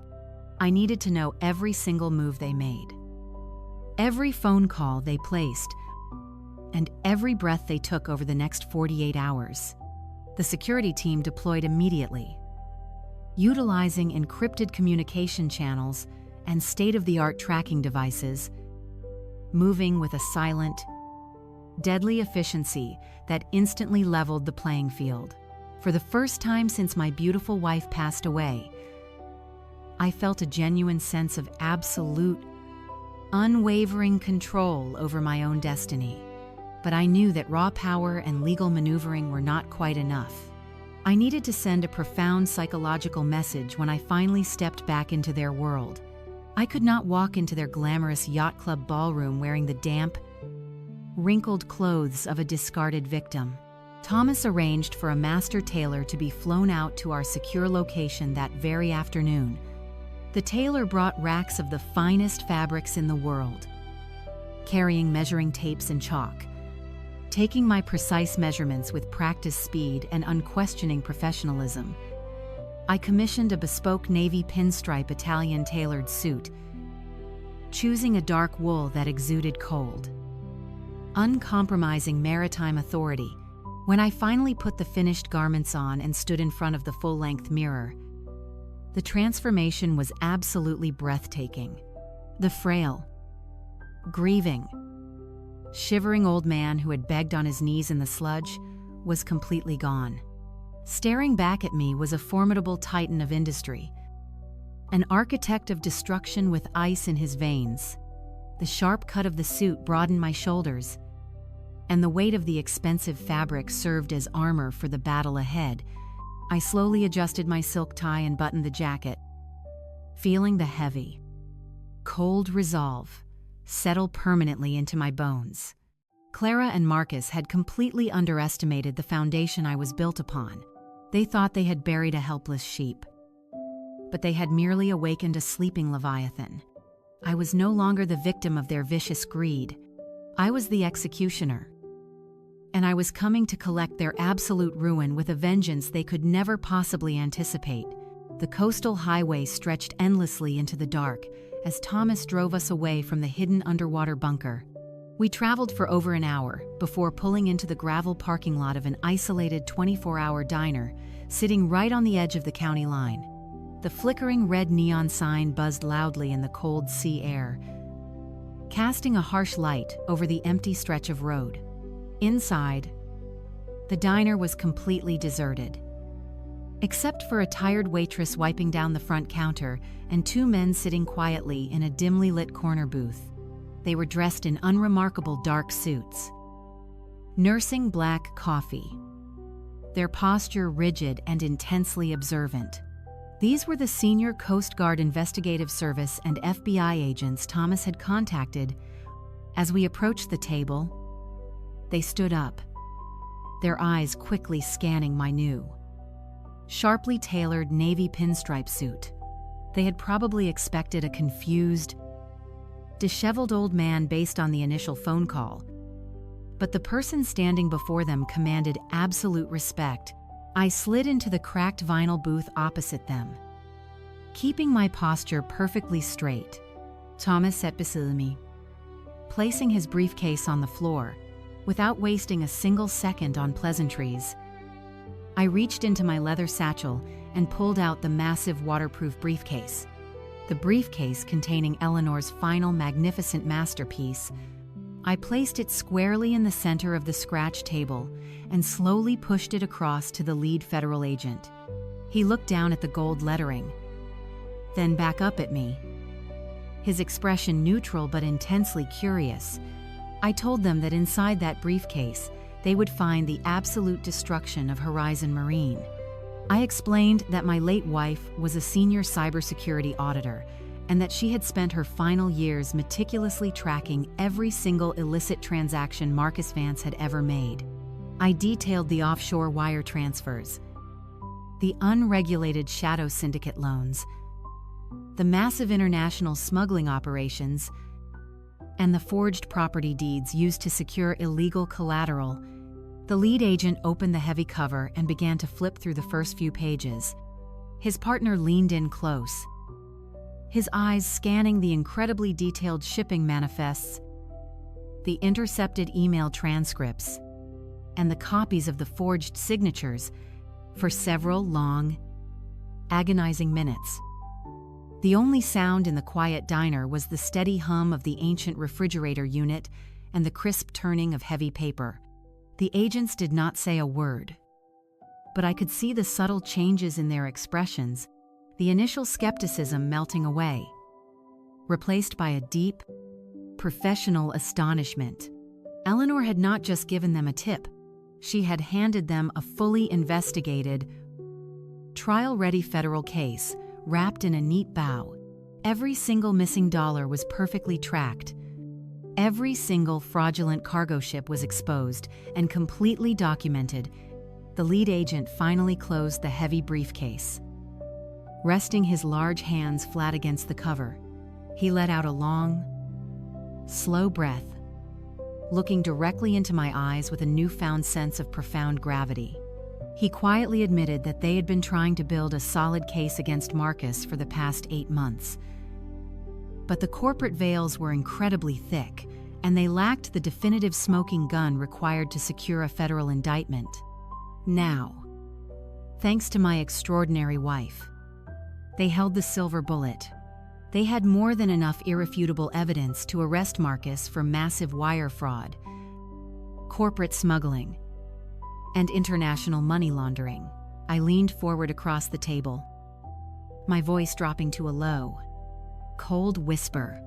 I told them that I did not just want Marcus arrested quietly in the middle of the night. I wanted it to happen in the most public, devastating way imaginable. I informed the agents about the massive billion-dollar Superport signing ceremony Marcus had scheduled for the very next afternoon at the Royal Yacht Club in downtown Ness. Marcus had invited all of his wealthy global shipping magnates, the local press, and the city politicians to witness his supposed triumph. He believed he was completely untouchable. I proposed a perfectly coordinated trap. I wanted to walk into that luxurious ballroom, look my betrayers directly in the eye, and completely shatter their world just seconds before the federal authorities swarmed the building. The two senior agents exchanged a long, calculated look. Normally, the Bureau prefers quiet, controlled takedowns to avoid public spectacles. But the sheer magnitude of the evidence Eleanor had provided gave me unprecedented leverage in this negotiation. Furthermore, arresting Marcus in a room full of the very maritime investors he was actively attempting to defraud would instantly solidify the federal case and prevent any potential international funds from being illegally transferred. The lead agent gave a slow, firm nod. We spent the next 2 hours drinking bitter diner coffee and meticulously planning every single second of the upcoming operation. We mapped out the yacht club blueprints, coordinating the exact entry points for the tactical arrest teams, We established a secure communication signal. Thomas would be by my side, ensuring that every legal angle was completely covered, while the private security team I had hired earlier would seamlessly integrate with the federal agents to lock down the perimeter of the ballroom. I would be the first one to breach the doors. I would draw all of their attention, expose the geographical reality of the deep water dredging rights, and corner them completely. The moment Marcus realized his entire empire was built on sand, the moment the absolute terror set in, the authorities would move in to deliver the final crushing blow. As we finalized the tactical strategy and shook hands, a deep, resonant calm settled over my entire body. The anger and the profound sorrow that had nearly broken me at the docks had completely vanished. It was replaced by a cold, mathematical certainty. Clara and Marcus had stripped me of my home, my savings, and my dignity. They had planned to lock me away in a dark, secure memory care ward and erase my existence.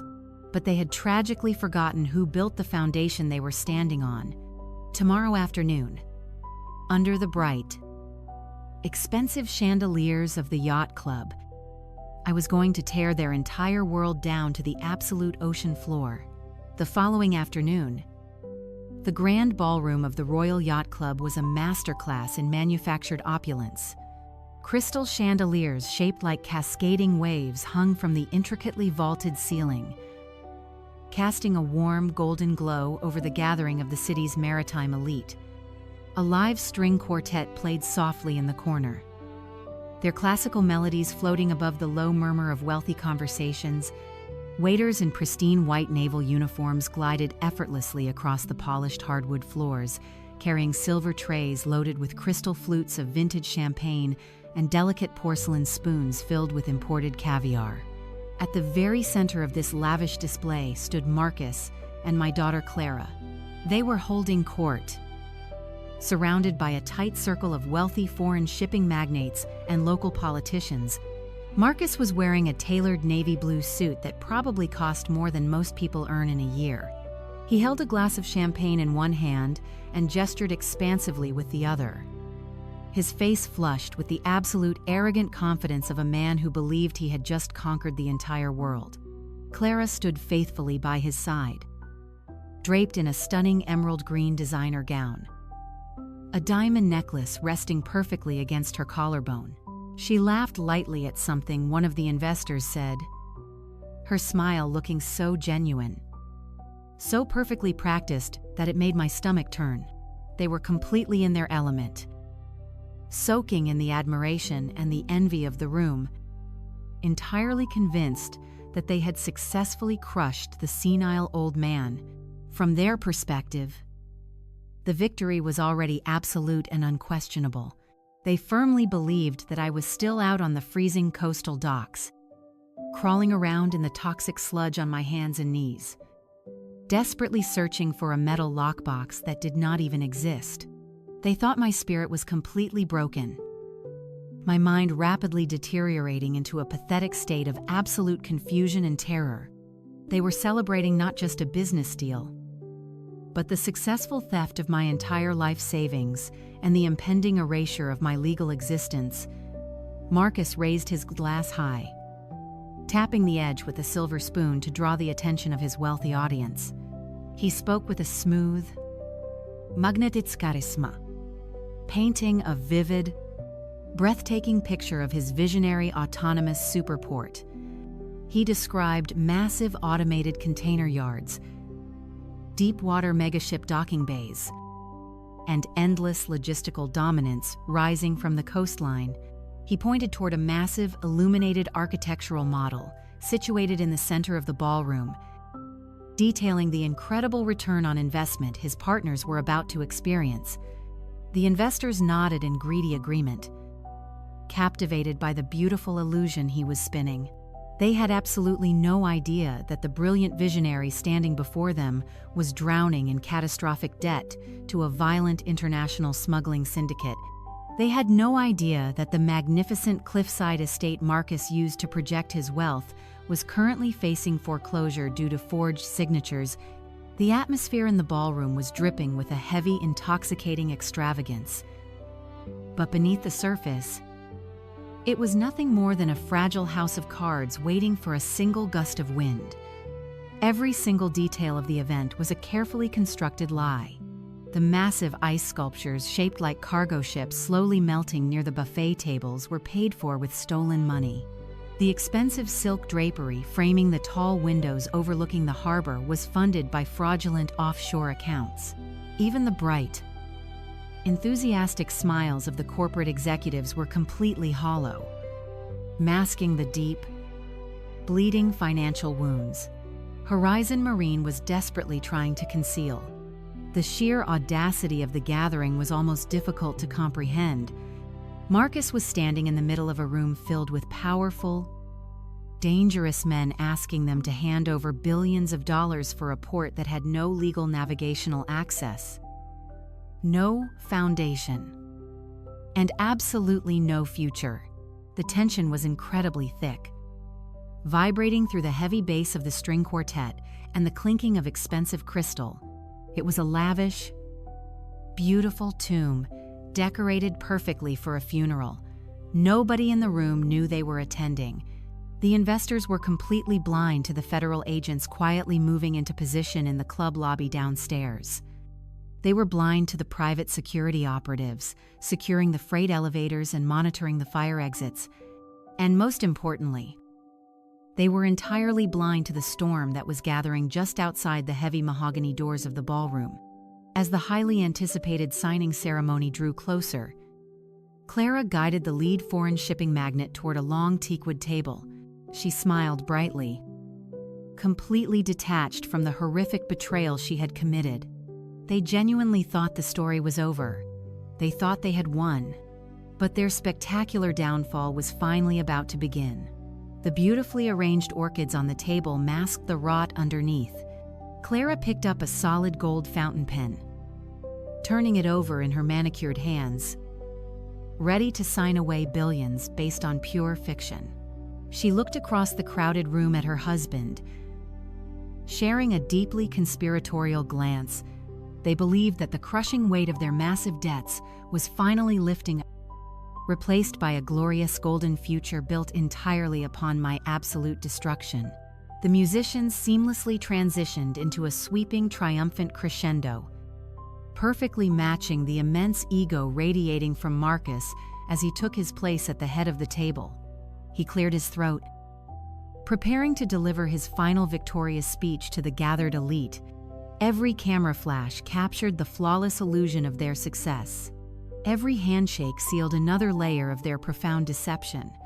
They were standing exactly where they had always wanted to be elevated, high above the consequences of their cruel actions, entirely untouchable in their luxurious fortress. But luxury cannot stop justice. And a fortress made of lies offers absolutely no protection when the hull is ripped open. They thought they had written the end of my story. Instead, they had merely set the stage for my glorious, unforgettable return.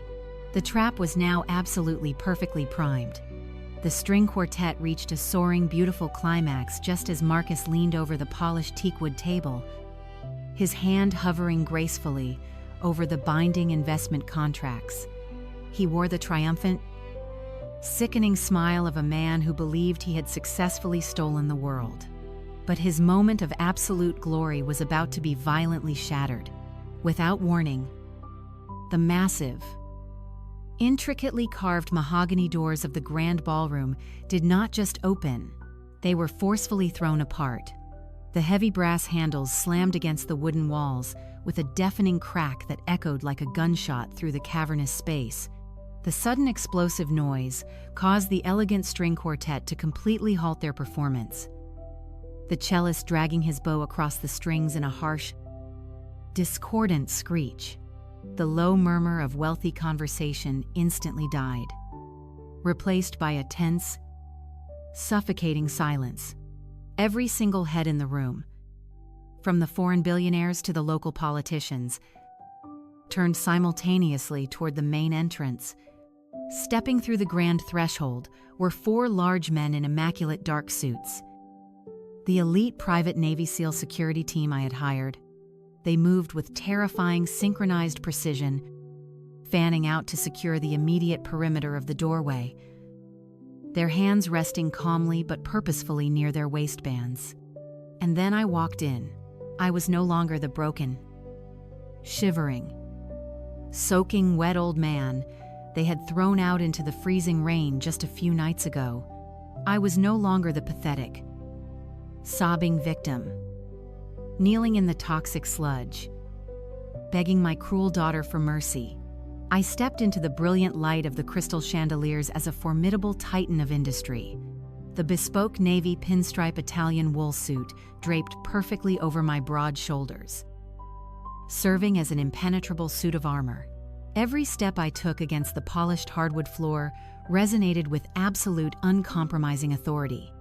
I held my head high, my posture perfectly straight, channeling 40 years of commanding heavy shipyard construction into a single devastating presence. Flanking my right side was Thomas Sterling, holding his heavy leather briefcase, his face set in a cold, calculating expression of legal execution. The wealthy investors closest to the door instinctively took a step back, parting like the sea, to create a wide, clear path directly down the center of the ballroom. They did not know who I was, but the sheer gravity radiating from our entrance commanded their absolute silence and respect. I did not look at the expensive ice sculptures or the terrified waiters holding trays of spilled champagne. My eyes were locked entirely on the head table at the far end of the room. I walked with the slow, measured pace of a predator that had finally cornered its prey. The elaborate multi-million-dollar illusion that Horizon Marine had spent months building was already beginning to crumble just from the weight of my arrival. I was the architect of their destruction, and I had finally come to collect my absolute due from the very people who tried to bury me alive. As I strode purposefully down the long center aisle of the ballroom, I kept my gaze fixed with laser precision on my daughter and her husband. The physical transformation in their demeanor was absolutely spectacular to witness. The smug, arrogant confidence that had defined Marcus for years instantly evaporated into the heavily air-conditioned atmosphere. The blood completely drained from his handsome face, leaving his skin a sickly pale shade of ash. His hand, still hovering above the lucrative investment contracts, he began to tremble so violently that he dropped the solid gold fountain pen. It clattered loudly against the teakwood table, rolling off the edge and bouncing onto the hardwood floor. Beside him, Clara looked as though she had just seen a ghost rise directly from the ocean depths. Her jaw was unhinged, her eyes wide with profound shock and uncontrollable panic. This was the exact moment their meticulously crafted reality broke. They had been certain I was rotting on the forgotten coastline, entirely powerless and waiting to be locked in a memory care ward. Seeing me here flanked by elite security and radiating wealth completely short-circuited their deceitful minds. They were paralyzed by the terrifying realization that they had fundamentally miscalculated their enemy. I did not stop walking until I reached the very front of the room. Standing just feet away from the head table, Marcus opened his mouth to speak, perhaps to order security to remove me. But no sound came out of his dry throat. I stepped past him, ignoring his trembling form, and walked directly up to the presentation podium. I did not ask for permission. I reached out and took the microphone from its silver stand. The sudden movement caused a sharp whine of audio feedback to pierce through the quiet ballroom, making several guests wince and cover their ears. I adjusted my silk tie, placed my hands firmly on the wooden podium, and looked out over the sea of confused faces. The silence in the room was so absolute you could hear the humming of the massive crystal chandeliers above us. I took a slow, deep breath, feeling the certainty of justice settling into my chest. "Good afternoon, ladies and gentlemen," I began, my voice booming through the high-quality sound system, rich with steady, unwavering authority. "I apologize for the interruption of this beautiful celebration. My name is William Thorne. I am the father-in-law of your visionary host, Marcus Vance. I know many of you are preparing to transfer billions into his proposed autonomous superport development today. But before you sign those contracts, there is a fundamental geographical reality about this project that my son-in-law has deliberately chosen to hide from you." I paused, letting the heavy weight of my words sink into the minds of investors. I glanced sideways at Marcus, who was sweating profusely, his eyes darting toward the exits. His empire was built on a foundation of lies. And I was about to pull the final pin. I reached into the inner pocket of my tailored suit and retrieved my secure burner phone. Thomas stepped forward seamlessly, plugging a small auxiliary cable from the podium's sophisticated soundboard directly into my device. I looked down at Clara, whose face had now shifted from profound shock to sheer, pure, unadulterated terror. She took a panicked step toward me, her manicured hand raised in a desperate, silent plea. But my elite security team instantly moved to block her path. Standing like an impenetrable wall of solid muscle, I tapped the screen. The crisp, digitized audio filled the cavernous ballroom, echoing off the massive chandeliers and the polished floors. It was the exact recording I had captured during their vicious morning ambush at the docks. Clara's cold, clinical voice rang out with terrifying clarity for every single person to hear. "If you do not walk into that decaying boathouse right now and bring me the original lockbox with the property deed, Marcus and I are going straight to a judge. We will file for a forced placement in a state-run memory care facility. I will have you locked inside a high-security psychiatric ward. They will drug you, strap you to a bed, and leave you to rot in a white room where nobody will ever listen to a single word you say." A collective audible gasp ripped through the dense crowd of wealthy magnates and local politicians. The delicate, joyful sound of clinking champagne glasses completely ceased. The horrifying, undeniable reality of her words hung heavily in the air. The elite society members, the very people who had just been laughing and drinking expensive wine with her, now stared at Clara with absolute revulsion. She physically shrank under the immense weight of their collective disgust, covering her trembling mouth with both of her hands. As tears of pure humiliation finally spilled down her pale cheeks, the digital recording continued without mercy, playing Marcus's highly aggressive threat to have his violent associates physically drag me away and throw me into a locked ward. The wealthy investors began to murmur furiously among themselves. They were ruthless, calculated businessmen. But this level of profound sociopathic cruelty directed at a grieving father was entirely beyond the pale. I paused the recording and looked directly at the lead foreign investor, the powerful man who had been holding the solid gold pen just moments before. I asked him, my voice echoing loudly across the silent room, if this was the kind of moral foundation he wished to build his billion-dollar shipping legacy upon. I asked him if he truly trusted a desperate man who would gladly chemically sedate his own grieving father-in-law just to steal a rotting patch of coastal sludge. The older magnate stared at Marcus with unmasked contempt. He slowly placed the gold pen down on the polished teakwood table and took a definitive, highly visible step away from the podium. The entire room was shifting, the carefully constructed illusion crumbling piece by beautiful piece, but the emotional betrayal was only the very beginning of their absolute ruin. He signaled to Thomas, who unlatched his heavy leather briefcase and retrieved the massive burial leather briefcase. Thick nautical survey chart Eleanor had meticulously hidden inside her underwater bunker. With a swift, highly practiced motion, Thomas unfurled the heavy parchment across the wooden podium, letting it drape over the edges for the entire front row of wealthy investors to see clearly.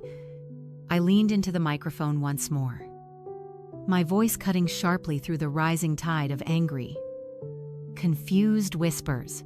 I instructed the investors to look closely at the complex depth contour lines and the deep blue shaded areas indicating the massive, natural deep water navigational channel. I explained that Marcus Vance had promised them a futuristic, revolutionary maritime hub, a sprawling superport with automated cranes and endless docking capabilities for their megaships. What he conveniently failed to mention to his financial backers was that his fraudulent company did not actually have the legal right to move a single vessel into that bay. I pointed a steady, unwavering finger at the thick red circle on the map, marking the exact location of my supposedly dilapidated boatyard. I declared loudly that the only viable, massive deep-water access route for the entire coastal region sat directly beneath the property my late wife had legally left solely to me. Marcus had secretly spent millions of dollars running dry dredging tests, desperately trying to secure an alternative route before this very signing ceremony. But he had completely and utterly failed. He was standing here today, standing in front of the world, asking for billions of dollars in foreign capital to build a massive luxury port that would never, ever see a single ship dock. The shocked murmurs in the crowd instantly erupted into outright furious shouting. Several powerful magnates slammed their hands furiously on the teakwood table, demanding immediate, truthful answers from Marcus. He tried to speak, his voice cracking pitifully as he stammered out weak, pathetic excuses about pending municipal negotiations and imaginary alternative dredging permits. But I cut him off, my voice booming over the sophisticated sound system. With devastating absolute finality, I announced to the chaotic room that there would be absolutely no negotiations.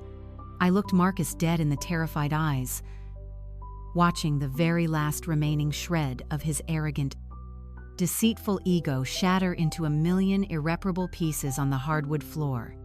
I publicly declared that the invaluable deep water rights beneath the bay would never, under any circumstances, belong to Horizon Marine or any of his desperate, fraudulent shell companies. I held up the true, legally binding, and certified will that Eleanor had left inside the biometric safe. I told the furious crowd that the land belonged to me, and I would rather let the ocean swallow it whole than let a single megaship sail into a fake port built on deceit, elder abuse, and catastrophic financial fraud. The lead investor picked up his heavy leather portfolio, signaled aggressively to his legal team, and began marching toward the ballroom exit. As the lead magnate pushed his way through the stunned crowd, the absolute finality of the ruined deal finally pierced through Clara's shock. She completely snapped. Her carefully manicured facade crumbled into an ugly mask of sheer, unadulterated panic.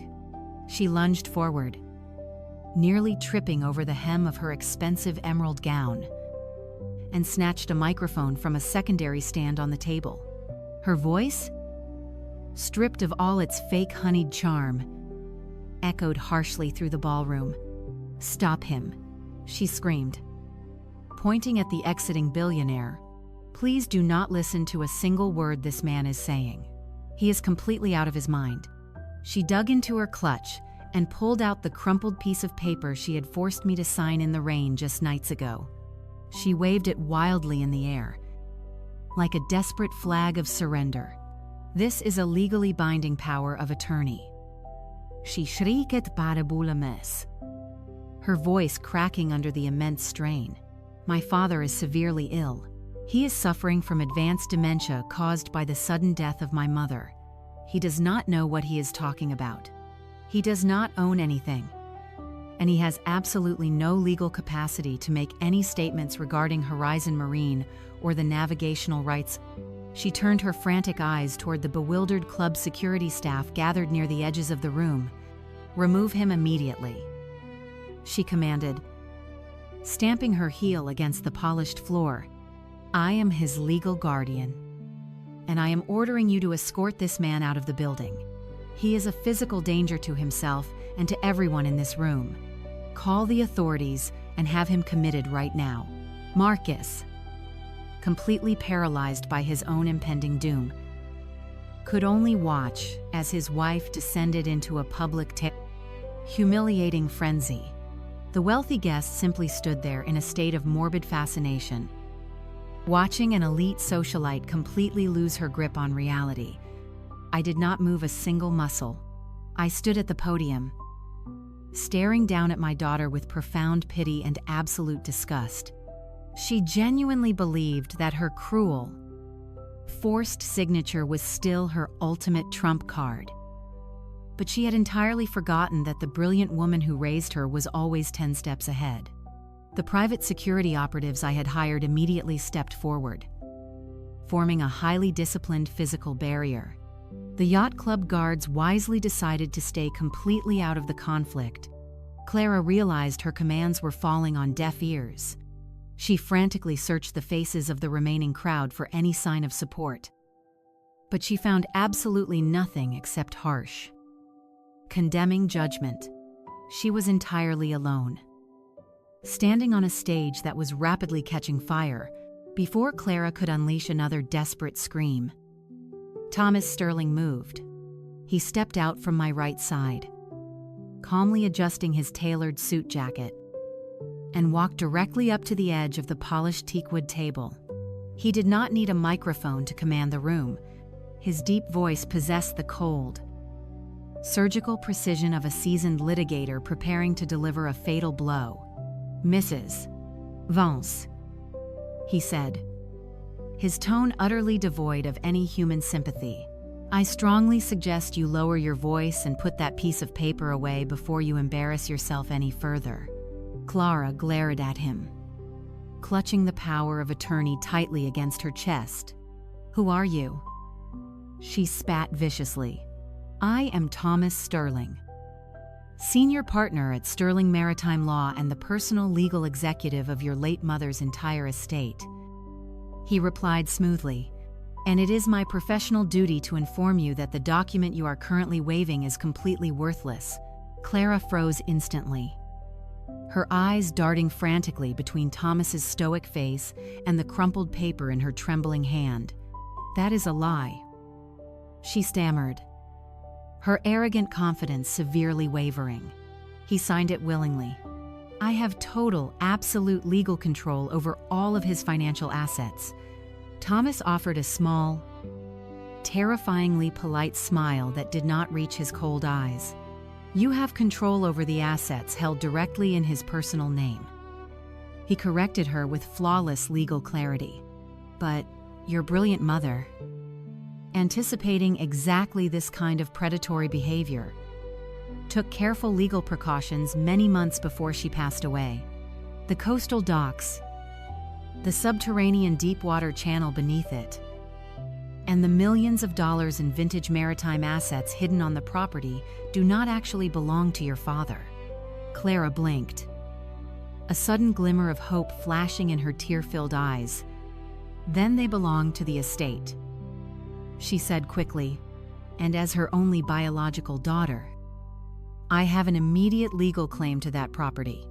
Thomas slowly shook his head, looking down at her as if she were a remarkably dull student. He then delivered the absolute, undeniable kill shot. "No, Mrs. Vance," he stated firmly. The docks and all of its invaluable associated assets were quietly transferred into a blind, irrevocable trust. And by the very definition of trust law in this state, an irrevocable trust cannot be modified, amended, or terminated without the explicit permission of the original grantor. Since your mother is deceased, that highly secure legal structure is permanently locked in stone forever. Your father is the sole named beneficiary allowing him full access to the resources, but he does not hold the direct title. Therefore, your fraudulently obtained power of attorney has absolutely zero legal jurisdiction over the land, the water, or the hidden wealth. It cannot touch a single cent of what Eleanor built. That document you are holding is nothing more than a useless piece of scrap paper. You own nothing. You control nothing. And you have absolutely no power here today. The deafening silence that followed his calm declaration was spiritually crushing. The final desperate lifeline Clara had clung to was brutally severed. The piece of paper slowly slipped from her weak fingers, fluttering uselessly through the quiet air until it landed on the cold hardwood floor. Her knees finally buckled, the unimaginable weight of her total defeat bringing her heavily down to the ground. She had sacrificed her father and her entire soul for a kingdom made of ash and deceit. And right now, the cold wind of justice was blowing it all entirely away. As the useless piece of paper settled onto the polished floor, the final phase of our meticulously planned operation commenced. The remaining wealthy investors scrambled toward the exits, desperate to distance themselves from the collapse of Horizon Marine. But before the heavy doors could close, a booming voice echoed over the chaos. Federal agents. Nobody move. From every entrance of the luxurious ballroom, men and women in dark tactical jackets, reading FBI and CGIS, poured into the space. The two senior federal agents I met led the charge, their badges gleaming brightly. My private security team stepped aside, allowing authorities to establish total control in seconds. The elegant music was entirely replaced by the sharp commands of law enforcement. Marcus stood completely frozen at the head table. The arrogant CEO who built an empire on lies now looked like a terrified animal. The lead federal agent marched straight down the plush nautical carpet, his eyes locked onto Marcus with unwavering intensity. "Marcus Vance," the agent announced, his voice carrying immense weight. "You are under arrest for multiple counts of federal wire fraud, massive international smuggling, and offshore money laundering." Marcus instinctively took a weak step backward, his expensive shoes slipping slightly on the polished floor. He raised his hands in a pathetic gesture of surrender, his mouth opening and closing as he tried to formulate a defense. But his silver tongue had completely abandoned him. Two armed agents flanked him immediately, grabbing his tailored arms and forcefully spinning him around. The sharp metallic click of heavy steel handcuffs ratcheting tightly around his wrists echoed perfectly through the silent, watching crowd. The magnificent navy blue suit he wore to project absolute power was instantly wrinkled and pulled out of shape as they marched him roughly down the aisle. His humiliating downfall was completely public, witnessed by the elite society he so desperately tried to impress. He was not a visionary. He was just a common smuggler being dragged away in chains. I watched without a single ounce of pity as the federal agents escorted Marcus toward the grand exit. The flashing red and blue lights of the federal vehicles waiting outside painted the lobby windows in a frantic, chaotic rhythm. He turned his head one last time, looking back over his shoulder toward the center of the ballroom. His eyes met mine, and in that fleeting moment, he finally understood the profound magnitude of his fatal mistake. He had tried to sink a man who spent 40 years building unbreakable hulls. Now he was the one drowning under the crushing weight of a federal indictment that would keep him behind thick steel bars for the rest of his natural life. As the heavy wooden doors closed behind him, sealing his dark fate forever, the atmosphere in the room shifted abruptly. The immediate physical threat of Marcus was gone, but the emotional wreckage he left behind was still very much present. My attention slowly shifted down to the hardwood floor, where Clara was still collapsed in a heap of emerald green silk. Her perfectly manicured hands clutched frantically at her designer handbag. Her expensive smartphone was vibrating relentlessly against the hard floor. the screen lighting up with an endless barrage of urgent notifications through her hysterical, gasping sobs. She managed to swipe the screen and read the incoming messages. The deep, agonizing wail that tore from her throat was a sound of pure, absolute devastation. The bank had not waited for the federal authorities to conclude their spectacular raid. The moment the FBI froze Marcus's fraudulent corporate assets, the automated financial tripwires had been triggered. The shadow syndicates and the massive lending institutions had simultaneously moved to collect their debts. Clara stared at the glowing screen of her phone, her tear-streaked face twisting into a mask of pure, unadulterated horror. "They took the house," she gasped, her voice trembling so violently she could barely form the terrible words. "The bank just seized the Cliffside estate. The accounts are completely frozen. I have absolutely nothing left." She crawled across the cold, polished floor, her expensive gown dragging through the spilled champagne and the scattered remnants of her ruined celebration. She reached the bottom of the wooden podium and weakly grabbed the tailored hem of my navy pinstripe trousers.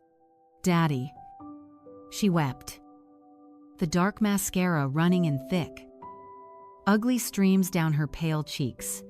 "Daddy, please, you have to help me. I am so terribly sorry for everything we did. Marcus forced me into it. He made me sign those papers. I had absolutely no idea it was this bad. Please do not let them take my beautiful home. Do not leave me out on the street. You are my father. You have the docks. You have all that money hidden in the bunker. Please just pay the bank. Save me." Her desperate, pleading eyes looked up at me, searching frantically for the unconditional, foolish love that had defined my entire life. She was begging the very man she had gleefully thrown out into the freezing storm just days ago. The man she had coldly threatened to lock inside a secured memory care ward.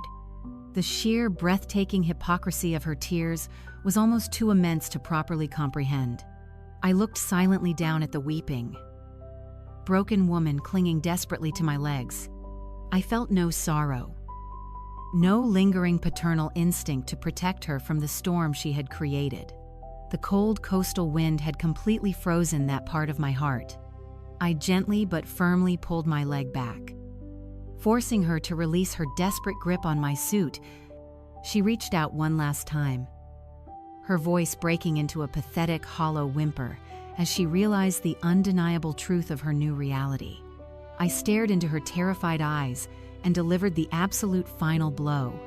"You were right, sweetheart," I whispered coldly, my voice completely devoid of any remaining affection.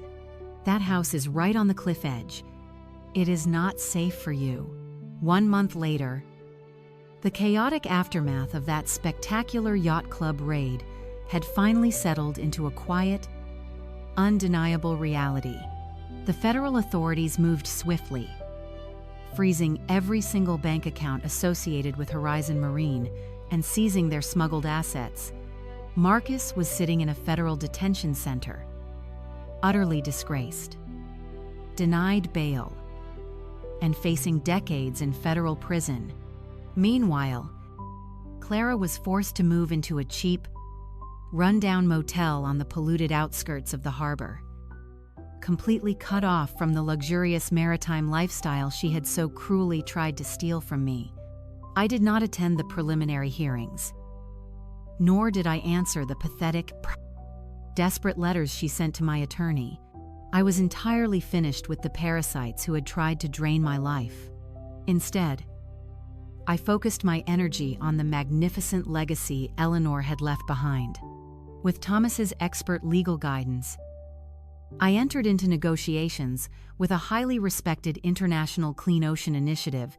They understood the profound value of the natural deepwater channel and wanted to develop a sustainable, environmentally conscious marine research facility that would genuinely benefit the bay. We finalized a long-term lease agreement for the exclusive navigational rights, The final contract transferred $50 million directly into my secure accounts. It was a staggering, almost incomprehensible sum of money. Far more than I could ever spend in my remaining years.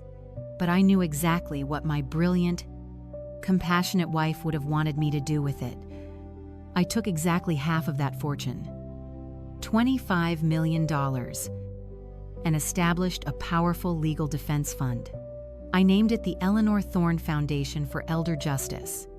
I hired a dedicated team of ruthless, top-tier attorneys whose sole mission was to protect vulnerable senior citizens from financial abuse and predatory conservatorships. I wanted to ensure that no older person would ever have to stand trembling in the freezing rain, terrified of being locked in a psychiatric ward by their own greedy children. We provided free, aggressive legal representation to those who had been silenced, turning Eleanor's final act of protection into a massive nationwide shield for the defenseless. It was the absolute perfect tribute to the remarkable woman who had saved my life from beyond the grave. With my future entirely secure and my heart finally at peace, I decided it was time to truly enjoy the freedom Eleanor had gifted me. I walked down into the brilliant, climate-controlled subterranean bunker one last time. Admiring the breathtaking collection of vintage vessels, I selected one of the pristine racing yachts, leaving the remaining boats safely guarded by the elite security team who now lived permanently on the heavily fortified property. The powerful wind caught the massive white sails, pulling the sleek hull forward with a beautiful, silent ferocity that vibrated perfectly right through my chest. I steered the magnificent masterpiece out of the polluted bay and headed straight toward the beautiful open ocean. Right now, I am cruising smoothly along the sparkling coastline. The sails are full, and the crisp, salty ocean breeze is rushing past my face, carrying away the very last lingering traces of sorrow and betrayal. To my right, the vast, endless expanse of the deep blue sea sparkles brilliantly under the warm afternoon sun. The waves crashing rhythmically against the golden beaches and the jagged coastal cliffs. To my left, the horizon stretches out like a canvas of pure, absolute freedom. The heavy, suffocating weight that had crushed my spirit just 30 days ago is completely gone. I feel the smooth varnished wood of the helm under my calloused hands, and for the first time in a very long time, I am smiling. A genuine, bright smile that reaches all the way to my eyes. I am 76 years old, but as I trim the sails and feel the incredible surge of momentum from the vintage hull, I feel like a young man again. I am no longer a victim. I am a survivor who sailed through a terrible storm and emerged entirely unbroken. Sometimes I look over at the empty deck seat and I can almost see Eleanor sitting right there beside me, wearing her favorite sunglasses, smiling proudly at the man I have become. She gave me the tools to fight back. But more importantly, she gave me the incredible opportunity to start over. The beautiful coastal landscape blurs past me in a magnificent streak of vibrant green and deep blue, reminding me that life is incredibly precious and far too short to spend it surrounded by people who do not truly value your heart. Blood does not make you family. Respect does. Never underestimate the quiet ones who built the world you stand on.